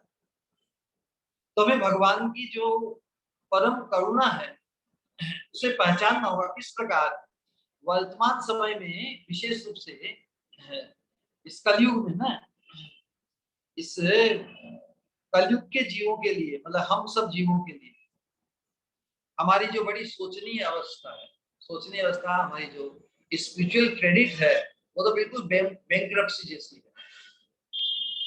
ऐसी अवस्था हमारी जानकर ही भगवान ने अपनी जो अमूल्य कृपा के पात्र हमें करने का निश्चय किया। क्योंकि कलयुग का जो जीव है उसके लिए परिस्थितिवश ये संभव है स्वीकार करना कि मैं बिल्कुल नितांत हेल्पलेस हूं।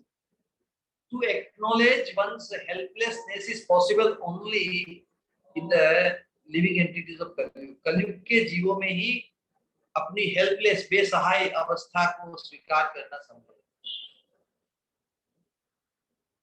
तो ऐसी अवस्था में ही भगवान जो महावदान्य है, अपनी अमूल्य कृपा के पात्र हम जैसे जीवों को बनाने के लिए भगवान स्वयं महाप्रभु के रूप में आए हैं। इस बात को पहचानना होगा ना। इस प्रकार अपनी पतित अति दीन अवस्था की स्वीकृति, हमें स्वीकार करना कि वास्तव में हमारी जो स्थिति अति दीन, अति पतित है। तो जब हम ये स्वीकार करते हैं कि यस आई एम फॉलन, मैं पतित हूं, मैं हेल्पलेस हूं, बेसहाय हूं, तो हम उनकी परम करुणा के सहज पात्र बनते हैं।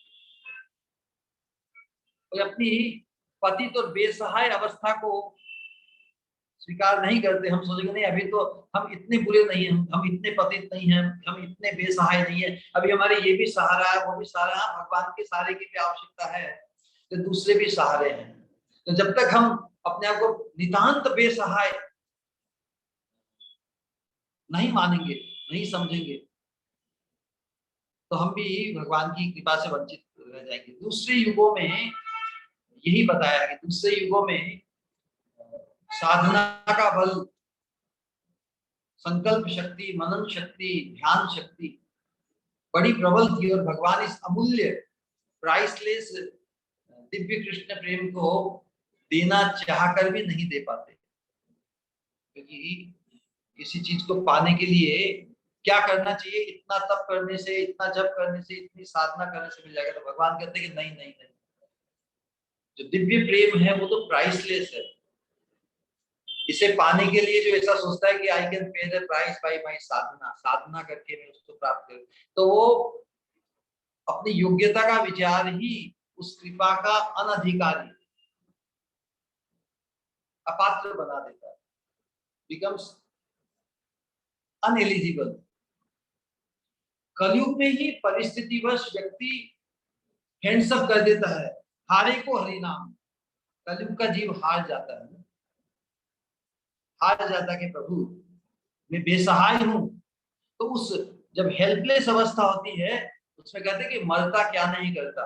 उस समय किसी भी रूप में यदि भगवान की कृपा आवे तो सहज श्रद्धा हो जाती है ना। मरता क्या नहीं करता, जो व्यक्ति बैंकरप्ट है, he has nothing to lose, तो यदि उसे कोई भी कहे कि बस एक हरि नाम ले लो तुम्हारा उद्धार हो जाएगा, तो उसे विश्वास करने में बिल्कुल झिझक नहीं होगी। वो कहते ठीक है, हैंड्स अप, हरे कृष्णा कृष्णा कृष्णा हरे हरे, हरे राम राम राम हरे हरे। जो बेसहाय है, जो हार गया है जीवन से, जो इतना उद्विग्न है, इतना परेशान है, वो भगवान की कृपा तो सहज ही स्वीकार, उसमें उसका विश्वास हो जाता है, उसे कोई संशय नहीं रहता। एक उदाहरण के द्वारा इस बात को समझाएं। कोई व्यक्ति बहुत संपन्न हो, उसने किसी वस्तु जो अपने स्थान पर दुर्लभ हो, उसके देश में दुर्लभ हो, उस चीज को उसने 100 करोड़ में खरीदा, 100 करोड़ कीमत देके उसने किसी वस्तु को पाया। लेकिन यदि वो उस वस्तु को लेकर दूसरे देश में जाता है या कहीं दूसरे स्थान में जाता है जहां पर उस वस्तु की कीमत कौड़ी जितनी है, मतलब साधारण कीमत है, तो उसे कोई कितना ही कहे कि भाई तुम्हें जो वस्तु मिली है उसकी कीमत तो 1 कौड़ी है, जबकि उसने 100 करोड़ 1000 करोड़ उस वस्तु को पाने के लिए खर्च किया, तो क्या उसका विश्वास होगा? वो सोचेगा कि वो वस्तु जो यहाँ पर कौड़ी में मिल रही है वो नकली होगी। ये सहज वो मानना चाहेगा, क्योंकि उसके लिए बहुत असंभव होगा कि जिस वस्तु को मैंने 1000 करोड़ खर्च करके प्राप्त किया है, इट इज सो रेयर, अपने जिस स्थान में, अपने देश में जो बहुत ही रेयर, मतलब बहुत ही कम, बहुत ही कीमती, और उसकी वैल्यू यहाँ पर थोड़ी जितनी है, तो ये यहाँ पर जो मिल रही वस्तु वो बिल्कुल नकली होगी। लेकिन वास्तव में नकली नहीं है। कहने का आशय यही है कि जहां पर किसी चीज को पाने के लिए अपनी साधन या शक्ति की को ऑफर किया जाता है, लेकिन वस्तु यदि प्राइसलेस हो तो उसे पाने के लिए फिर वो अयोग्यता हो जाती है। तो भगवान जो प्राइसलेस वस्तु देना चाहते हैं, तो जो लेने वाले कहेंगे ठीक है भगवान आप हमें ये अमूल्य वस्तु देना चाहते हैं, इसकी क्या कीमत, हम इतनी साधना करके जो भी आप कहीं करें, तो भगवान तो कह रहे हैं कि ये तो प्राइसलेस है। लेकिन जो बहुत सक्षम व्यक्ति होता है, जो साधन संपन्न होता है, वो सोचता है कि हमें मुफ्त में नहीं चाहिए कोई चीज। तो पूर्व युगों के जो साधक थे, उन्हें अपनी साधना का बल इतना था, साधन शक्ति इतनी थी, वो सोचते कि साधना के बल पर हम किसी चीज को प्राप्त कर सकते। इसीलिए महाप्रभु ने जो प्रेम प्रेम रूपी जो फल है, जो अमूल्य है, वो दूसरे युगों में इसलिए नहीं दे पाए। तो यहाँ पर इसी बात को प्रकाशित किया है कि महाप्रभु की कृपा को हमें समझना होगा। अब अंत में इस प्रार्थना के अंतर्गत जैसे नरोत्तम दास ठाकुर जी को भगवान कह रहे हैं, गोविंद गोपीनाथ मदन मोहन, या यमुना जी से भी प्रार्थना की थी कि यमुना जी आपके चरणों का आश्रय दीजिए। तो एक ये संबोधन है, जो भक्त है पूर्व पक्ष उठाते हैं। जब दीनता का भाव जब बहुत बढ़ जाता है, तब उसे स्वयं में संशय होता है कि शायद भगवान किसी न किसी बहाने मुझे वंचित करना चाहेंगे कि भाई हमारे कहने से तो तुम कोई वृंदावन छोड़ के नहीं गए, या फिर अपने गुरु के कहने से तुम वृंदावन को छोड़े हो, तो तुम्हारी जो गुरु की इच्छा है उसको पूर्ण करने में ही हम संतुष्ट है, इसलिए इतना संताप क्यों कर रहे हो, वृंदावन आने के लिए इतने क्यों तड़प रहे हो।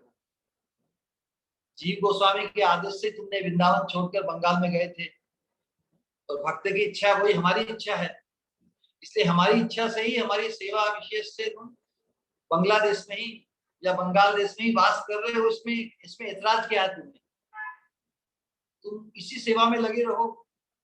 शायद भगवान ऐसा कह सकते हैं, इसी सोच कर, इस पूर्व पक्ष को लेकर वो आगे की अंतिम लाइन कहते हैं कि हे प्रभु मेरी तो ब्रजवास की सुचिर काल की आशा है, बहुत लंबे समय से आशा है, तुम अब मुझे निराश मत करना।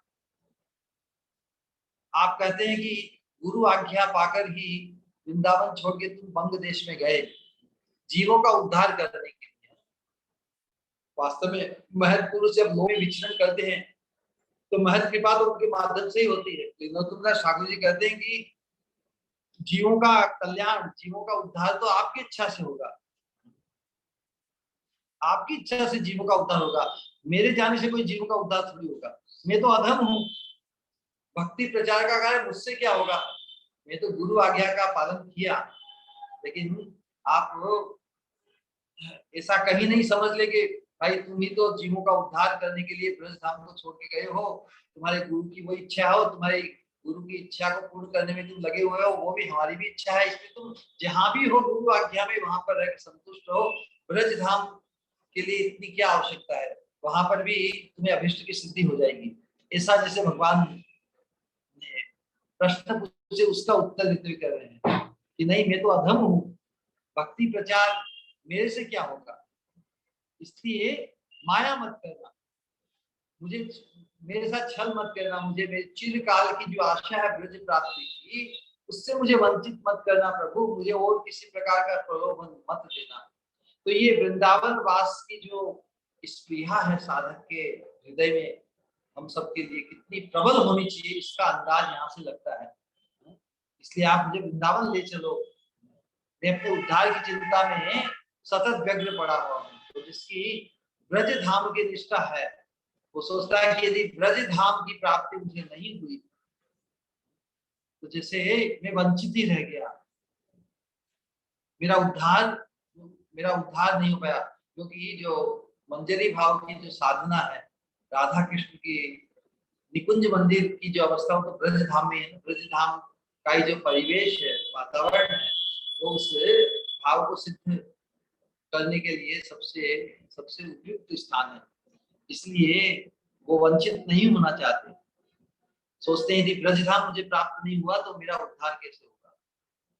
इसलिए कह रहे हैं कि मेरा उद्धार करने के लिए मुझे जो अभिष्ट है आपके चरणों में मुझे आश्रय दो, और आप स्वयं विराजमान वृंदावन में हैं गोविंद गोपीनाथ मदन मोहन के रूप में। इसलिए भगवान जैसे और पूछते हैं कि ठीक है समय पर जब समय आएगा, अभी तो कहाँ तुम्हारा जीवन समाप्त हुआ है, यथा समय हो जाएगा, अभी आकर भजन करो, अभी जहां पर है वहीं पर रहकर भजन करो। तो इसका उत्तर देते हुए कहते कि नित्य देहधारी इस शरीर का क्या ठिकाना प्रभु, आपने तो उपदेश दिए हैं निदेह माध्यम सुलभम सुदुर्लभम, तो ये अनित्य देह का क्या ठिकाना, और इस अनित्य देह में भी आपन आपन करी मैं पना आ जाता है ना भाव, इस अनित्य शरीर में भी मैं पने का भाव आ जाता है, संसार के संबंध से मैं पना, मैं और मेरा का भाव आ जाता है, मैं मेरे पने के भाव में संसार के संबंध से, तो फिर यम की आत्मा ही मतलब है, यम की गति मृत्यु को ही प्राप्त होता है। इसलिए नरोत्तम दास बने प्राण कांदे रात्रि ने पाछे ब्रज प्राप्ति नहीं, बाद में ब्रज प्राप्ति थोड़ी होगी, बाद में जीवन कितना रहेगा क्या ठिकाना प्रभु, इसलिए मुझे शीघ्र से शीघ्र ब्रज धाम की प्राप्ति हो जाए।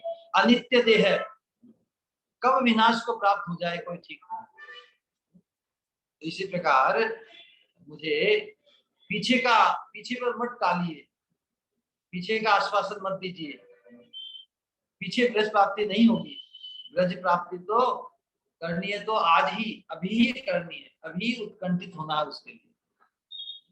तो ब्रज प्राप्ति आजकल हम देखते हैं, इस प्रकार की महिमा सुनकर बहुत से लोग ब्रज धाम में आ जाते हैं, मकान भी रखते हैं और सोचते हैं कि ठीक है, जितनी महिमा ब्रज धाम की बताइए, हम भी ब्रज में रहेंगे और जिंदगी भर यहीं रहेंगे, ऐसी व्यवस्था भी हो जाती है। तो एक तो ब्रज धाम में वास करने का सौभाग्य तो ही है, शरीर को लाए हैं, तो कभी नहीं छोड़ेंगे ब्रज, ये भी अच्छी विषय। लेकिन हम जो इस रागानुगा मार्ग में इस मंजरी भाव की जो उपासना है, उसमें हमारा ब्रज ब्रज धाम का वास क्या है? ये हमारा मंजरी रूप से श्री राधा कृष्ण की निकुंज सेवा की प्राप्ति, मंजरी रूप से ब्रज धाम में होता ही है। ब्रज धाम में रहकर हम अपने मंजरी रूप की धारणा को पुष्ट करेंगे, मंजरी भाव को पुष्ट करते हुए, मंजरी रूप की धारणा को पुष्ट करते हुए हम साक्षात निकुंज मंदिर में राधा कृष्ण की सेवा की प्राप्ति मंजरी के रूप में, इस प्रकार की तीव्र लालसा उत्कंठा व्यक्त करते हुए अपनी उससे वो वंचित न हो जाए, इसलिए अपनी दैन्य भाव को प्रकाशित करते हुए नौकुंडा शास्त्र ने वृंदावन के तीन ठाकुर राधा मदन मोहन राधा गोविंद गोपीनाथ के चरणों में कातर भाव से प्रार्थना की। हम सब साधकों के लिए भी ऐसी ही स्प्रिया हमारे हृदय में ब्रज धाम की प्राप्ति की उत्पन्न हो, इसी आशा को व्यक्त करते हुए आज के वक्तव्य को विश्राम देते हैं। किसी का कोई प्रश्न या जिज्ञासा हो तो अवश्य।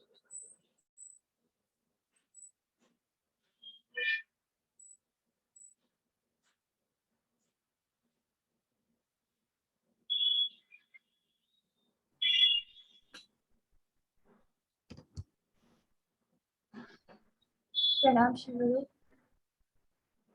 हरे कृष्णा, कृष्ण मते। बहुत ही अद्भुत चीज़ है, हमेशा की तरह जिस तरह से नरोत्तम दास ने जो स्पीना बैठती है सब कुछ। किसी का कोई सवाल है तो प्लीज पूछ सकते हैं।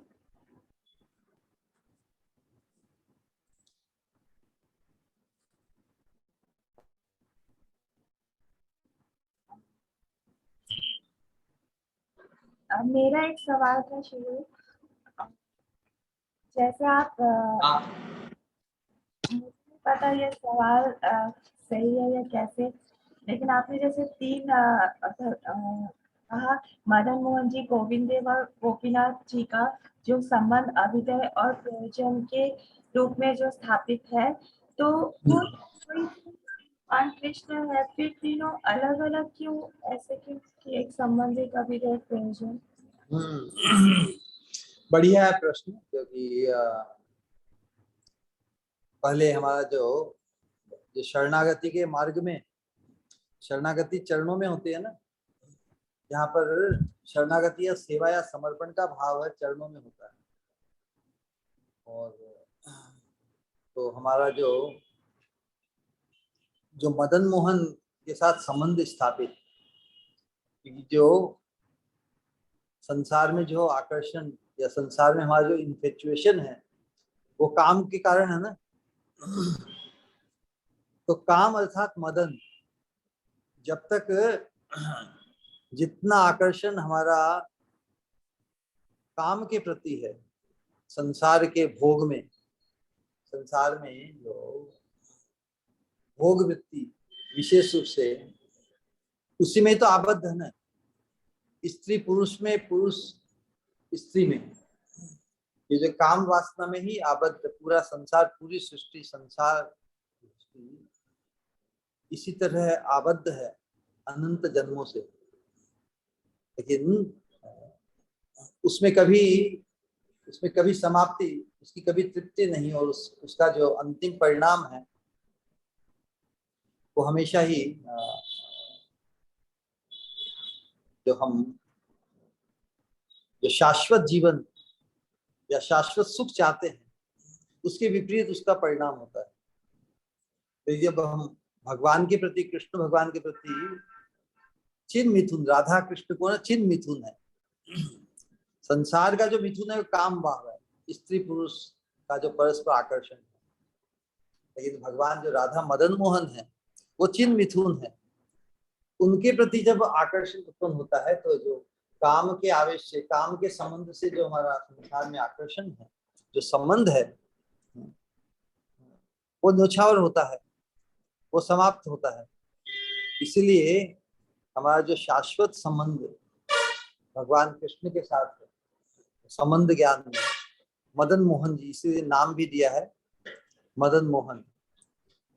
और जब उनके साथ हमारा संबंध स्थापित होता है, जिस प्रकार एक लड़की जब विवाहित होकर जब ससुराल में आती है, पति के साथ उसका संबंध होता है, एक दिन में तो प्रीति नहीं हो जाती, लेकिन धीरे धीरे उस संबंध को पुष्ट करने के लिए सेवा भाव से जब वो प्रस्तुत होती है तो अपने हृदय का भाव व्यक्त होता है। तो उसी प्रकार भगवान के साथ हमारा शाश्वत संबंध है, उस संबंध को पुष्ट करने के लिए जो हम भक्ति भाव, भक्ति के अंगों का अनुष्ठान करते हैं, तो भगवान के साथ हमारा हृदय का जो आदान प्रदान है ना, एक्सचेंज स्थापित होता है।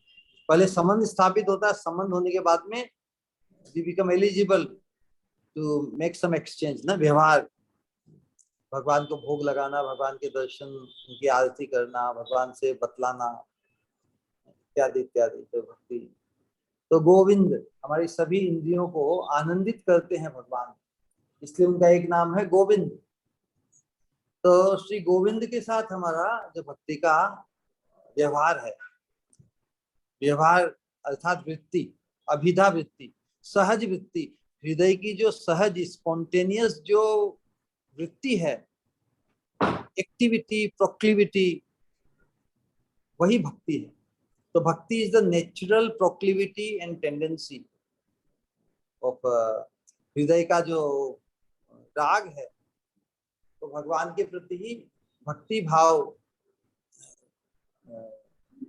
में लगकर हृदय का राग भगवान के प्रति समर्पित होकर ही पूर्णता को प्राप्त करता है। और फिर अल्टीमेटली भगवान के साथ घनिष्ठ व्यवहार स्थापित करके जो गोपीनाथ अर्थात सभी गोपियों के नाथ है ना, तो हम भी जहाँ पर भगवान अनंत गोपियों के साथ, राधा रानी के साथ विलसित होते हैं, तो वहां पर हमें भी राधा रानी के चरणों के आश्रय को प्राप्त करने के लिए उन गोपीनाथ जी को ही प्रयोजन तत्व के देवता के रूप में स्थापित किया है। तो श्री मदन मोहन जी वो संबंध देवता है, राधा गोविंद जी अभिदेय देवता है, वो प्रयोजन देवता है राधा गोपीनाथ। राधा के साथ गोपीनाथ, राधा रानी के साथ मदन मोहन, राधा रानी के साथ श्री गोविंद। ऑलराइट,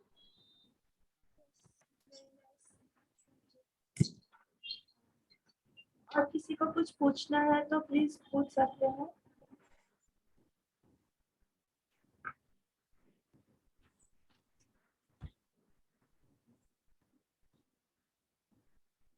ऑलराइट आशीष।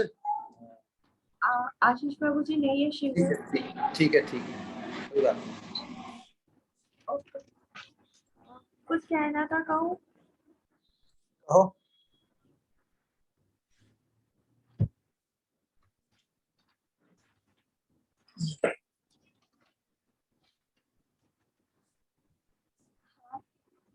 जैसे जैसे एक खूबसूरत और सखी, जैसे न जाने कितने खूबसूरत फूलों को जब एक एक करके हम धागे में पिरोते हैं तो एक सुंदर सी माला बनती है। हाँ, एक सुंदर सी माला बनती है। उसी तरह न जाने कितने खूबसूरत शब्दों का समावेश होता है जब मेरे श्री गुरु कहते हैं। हाँ, जब मेरे श्री गुरु कहते हैं, मानो यूं लगता है जैसे अनगिनत मोती एक साथ समाविष्ट हो रहे हैं। आज भी तो मानो यूं ही लग रहा था। जिस तरह से हर एक भाव को व्यक्त करते हैं मेरे श्री गुरु, मानो यूं तो है शास्त्र की बातें, पर वो इस तरह से वो उनके एहसासों में घुलकर वो बाहर आता है कि वो एक एक मानो प्राइसलेस और प्रेशियस पर्ल्स जैसे हो जाते हैं। हाँ, माधुर्य है भगवान के भगवत्ता का साथ कितना खूबसूरत, पर प्रेम बिना भगवान के माधुर्य का कैसे हो आस्वादन। हाँ, कितना कितना जरूरी है ये प्रेम यानी कि पिपासा, जैसे जैसे बड़े आस्वादन वैसे बड़े पिपासा। कितना कितना अलग है इस संसार से ये, जहाँ जहाँ खुदा या छात्र पदार्थ दोनों एक दूसरे को नष्ट करते हैं, पर वहाँ वहाँ एक दूसरे की वर्धन होती है। ताकि किस तरह से भगवान श्री नरोत्तम दास जी ने जिस तरह से वृंदावन की जो व्याकुलता प्रकाशित की है, क्योंकि उन्हें जाना पड़ा जो वृंदावन से सेवा के लिए, पर फिर वापस आने की जो लालसा उनके हृदय में प्रकाशित होती है कि किस तरह से वो वहाँ वापस आ सके। हाँ, वो व्यक्त किया उन्होंने जिस तरीके से। फिर जो आपने अभी भी कहा, जो मदन मोहन जी और गोविंद जी और गोपीनाथ ठाकुर का जो काम और उनके साथ हृदय का फिर भाव का आदान प्रदान, और फिर बंजरी भाव से प्रयोजन जो स्थापित होता है हमारा, मानो सब कुछ कितना दिव्य और कितना अपूर्व महसूस होता है। वरना संसार की वासना जो संसार की वासना से घिरे नहीं है, यानी कि कितनी दयनता प्रकाशित होती है, यानी कि एक भक्त में कितनी दयनता होनी चाहिए। जो संसार की वासना से दूर दूर तक जिनका वास्ता नहीं है, फिर भी कहते हैं कि संसार के सागर में पड़ा हो कि भगवान अपनी कृपा बंधन से बांधकर मुझे खींच लो इस संसार से। कितना खूबसूरत कहा, कितना खूबसूरत कहा। मानो मानो हृदय बिल्कुल ही विगलित हो जाता है कि ऐसा भी हो सकता है भगवान के साथ। हाँ, भगवान के साथ संबंध होते हुए भी भगवान को ना पाकर मानो मानो जी प्रेम है ही नहीं, यूं प्रकाशित करते हैं भगवान। भक्त जिसमें रहता है, न जाने जो प्रेम से भरे होते हैं, जैसे महाप्रभु भक्ति से ओतप्रोत होते हुए भी भक्ति की मांग करते हैं। जैसे नाम किस तरह वो मांग रहे हैं, एक ही भक्ति किस तरह से, मानो उनको नाम में ही रुचि है, फिर भी मान रहे नाम में रुचि, ताकि दूसरे बाकी सब चीजों से प्रिया हट जाए।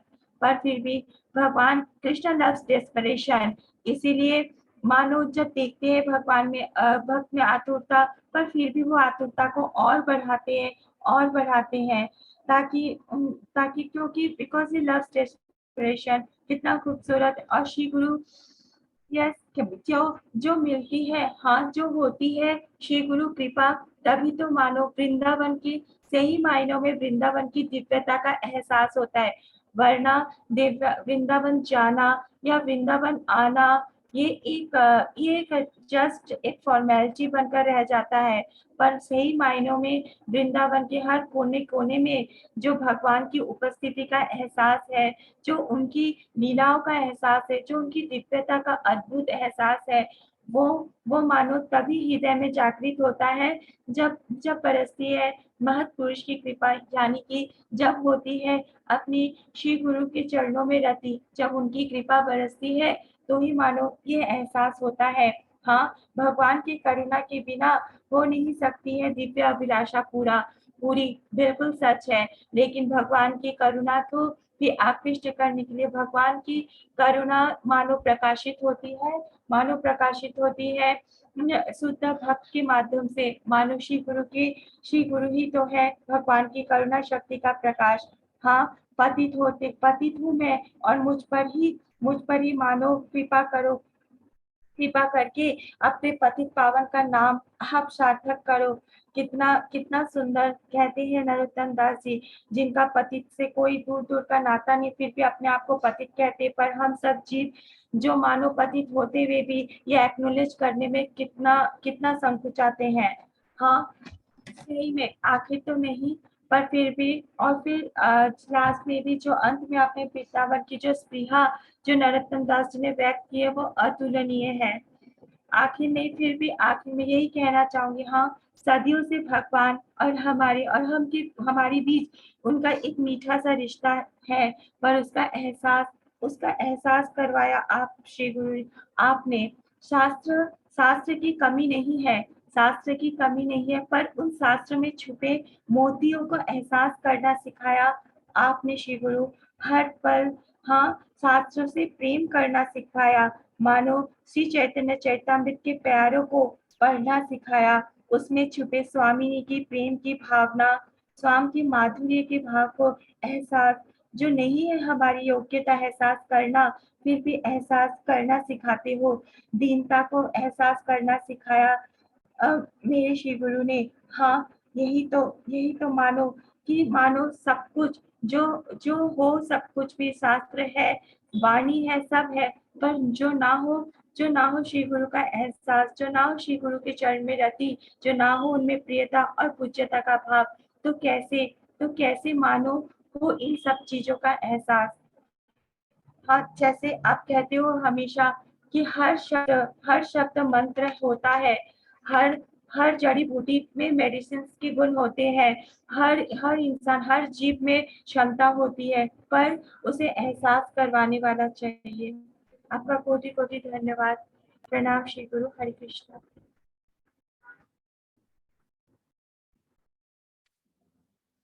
हरे कृष्णा। ठीक है, आप सबका खूब खूब धन्यवाद। आपने श्रवण किया।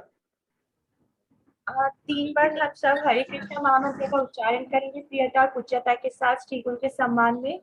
हरे कृष्णा हरे कृष्णा कृष्णा कृष्णा हरे हरे, हरे राम राम राम हरे हरे, हरे हरे कृष्णा कृष्णा कृष्णा हरे हरे, हरे राम राम हरे हरे, हरे कृष्णा कृष्णा कृष्णा हरे हरे, हरे राम राम राम हरे हरे। राम राम राम। जय जय जय पूज्य भक्ति स्वरूप गोविंद महाराज जी की जय जय जय जय। प्रणाम श्री गुरु। प्रणाम श्री गुरु। हरे कृष्ण। हरे कृष्णा। हरे कृष्णा।